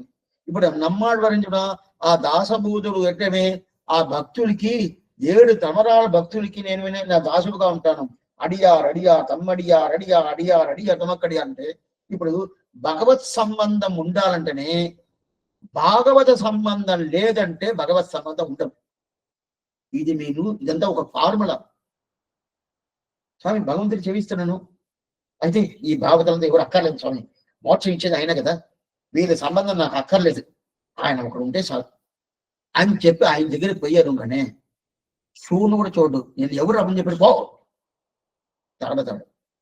ఏం స్వామి ఏమైంది స్వామి? వాళ్ళంతా వదిలేసాను స్వామి, నీ దగ్గరికి వచ్చేసాను. అందుకే చెప్తున్నా, వాళ్ళని ఎందుకోసం వదిలేవు, ఎందుకోసం నా దగ్గర వచ్చేవు పో. అప్పుడు వాళ్ళ సంబంధం ఉంటేనే భగవత్ సంబంధం. అట్లయితే తదీయ సంబంధం ఉంటేనే తత్సంబంధం. తది అంటే ఎవరు? భాగవతం ఆచార్యులు. తదీయ అనే శబ్దానికి భక్తులు పేరు, దానిగా తదీయారాధన అంటాం. ఇప్పుడు తది అంటే భక్తులు, భాగవతులు, ఆచార్యులు. వాళ్ళ సంబంధం లేదంటే భగవత్ సంబంధం లేదు. అప్పుడంటే మనకి భగవత్ సంబంధం నిలబడాలంటే భాగవత సంబంధం ఉంటేదా భగవత్ సంబంధం నిలబడద్ది. భాగవత సంబంధం లేదంటే భగవత్ సంబంధం నిలబడదు. ఇది ఫార్ములా, ఇది బేసిక్. అప్పుడు ఇది దాన్ని అందువల్లదా నమ్మాళ్వారు ఎంతదా కృష్ణుడి మీద ప్రేమగా ఉన్నా కూడా ఆయన ఏం చేశారు? ఈ ప్రకారం నేను సేవించేసానే, భాగవతాలను వదిలేశానే ఏమో నేను పాపం చేసేసాను. 8వ పత్రికలో చెప్తున్నాడు స్వామి నమ్మాళ్వారు, ఏదో నేను పాపం చేసేసాను, అందువల్ల భాగవతాలని సేవించకుండా ఉద్దేశము ఇప్పుడు సేవిస్తాను అని చెప్పి సేవించు. ఎందుకైనా అట్లా ఉన్నది కదా. అప్పుడు ఆచార్య సంబంధం ఉండాలంటే అప్పుడు ఏం చేయాలి? తదీయ శేషత్వం సంబంధం దాకా పోవాలా. అప్పుడు తదీయ శేషత్వ సంబంధం ఉంటే తచ్చేష సంబంధం నిలబడదు. అప్పుడు తదీయ శేషత్వ సంబంధం లేదంటే తచ్చేష సంబంధం నిలబడదు. అప్పుడంటే తచ్చేషత్వం నిలబడాలంటే తదీయ శేషత్వ పర్యంతం పోవాలా. అది ఎందుకోసం? తచ్చేషత్వం, తదీయ శేషత్వం. ఈ ప్రకారం ఈ మాట చెప్తున్నట్టు మీకు అర్థం చేసుకోండి. తథు భగవంతుడికి పేరు, తథు తథియర్గల్ తథియాలు అంటే భాగవతాలకు పేరు. అప్పుడు భాగవతాల సంబంధం ఉంటే భగవత్ సంబంధం నిలబడద్ది. అక్కర్లేదు నాకు భగవత్ సంబంధం ఒకటి కాదంటే భాగవతాల సంబంధం అక్కడ లేదంటే భగవత్ సంబంధం నిలబడదంటే ఏ సమయం? ఆయన తీసుకోడు. ఎంతదా ఆయన దగ్గర పోయినాడా ఆయన తీసుకుంటాడు, ఆయన తీసుకోడు. అప్పుడు తచ్చేషత్వం ఉండాలంటే తదీయ శేషత్వం ఉండాలి. ఎందుకు స్వామి అంటే తచ్చేషత్వం తదీయ శేషత్వం లేదంటే ఆయనకి పట్టుకోలేదు. మొదట తెలుసుకోవాలా, ఆయన కదా స్వతంత్రుడు, ఆయన ఏం చెప్తాడో ఆ ప్రకారం చేయాలి కదా. అప్పుడు ఆయనకి పట్టుకుంది చేయాలి కదా. ఆయనకి ఏం స్వామి ఆచార్యుడు ఉంటే ఆయన పట్టుకున్నాం, భాగవతం అంటే ఆయన పట్టుకున్నాం, అదే భక్తులు ఉంటే ఆయన పట్టుకున్నాం, వాళ్ళంతా వదిలేసి నా దగ్గర వచ్చి నాకు నేను పట్టుకోదు. ఇదే మాట. ఈ ప్రకారం అయింది. సరే అప్పుంటే ఇప్పుడు సంబంధం అంటే ఏంటి ఇంకా మనం చూడాలి ఏంటనేది రేపు ఉదయం కాలక్షేపం ఉండదు, 10 గంటలు ఉండదు చూస్తాం. ఈ ఒక్క భాషమే ఎంత దూరం పోతుంది చూడండి. అయితే దీన్ని తెలుసుకొని మనం అట్లీస్ట్ మనం అనుష్ఠానం తీసుకురాలేదంటే కూడా తెలుసుకొని దాన్ని ఆలోచించి ఇది సంప్రదాయం అని ఇంకా మన 2-3 చెప్పచ్చు. చెప్తే ఏం స్వామి అంటే భగవంతుడికి ఆనందం. ఎందువల్ల ఆనందం స్వామి? ఆయన గురించి చెప్పాడు. భాగవతాల గురించి కదా వైభవం కదా చెప్తున్నాను. ఆయన భాగవతాల వైభవం చెప్తేనే ఆయనకు ఆనందం. ఆయనకు ఆనందం ఎందుకోసం? ఆళ్వారు ఆచార్యులు ఎందుకోసం చెప్తున్నాము? ఆయన చెప్పేదంటే అంత ఏం లేదు, ఆయనకి అంత నచ్చబోయేది లేదు. అయితే ఆయన భక్తులుగా ఉండడు చెప్తేదా ఆయనకి ప్రీతి. ఆ ప్రీతిగా మనం చేయాలనుకుంటున్నాము. ఏంటంటే రేపు సాయంకాలం, రేపు ఉదయం 10 గంటలకి కాలక్షేపం ఉండదు. రావాల్సింది. ఎప్పుడైనా సందేహాలు ఉంటే అడగచ్చు. ఆళ్వార్ అంబిక మహనార్జీ తిరువిలేషణం, ఆచార్యం తిరువిలేషణం, భాగవతాల్ తిరువడిగలే శరణం.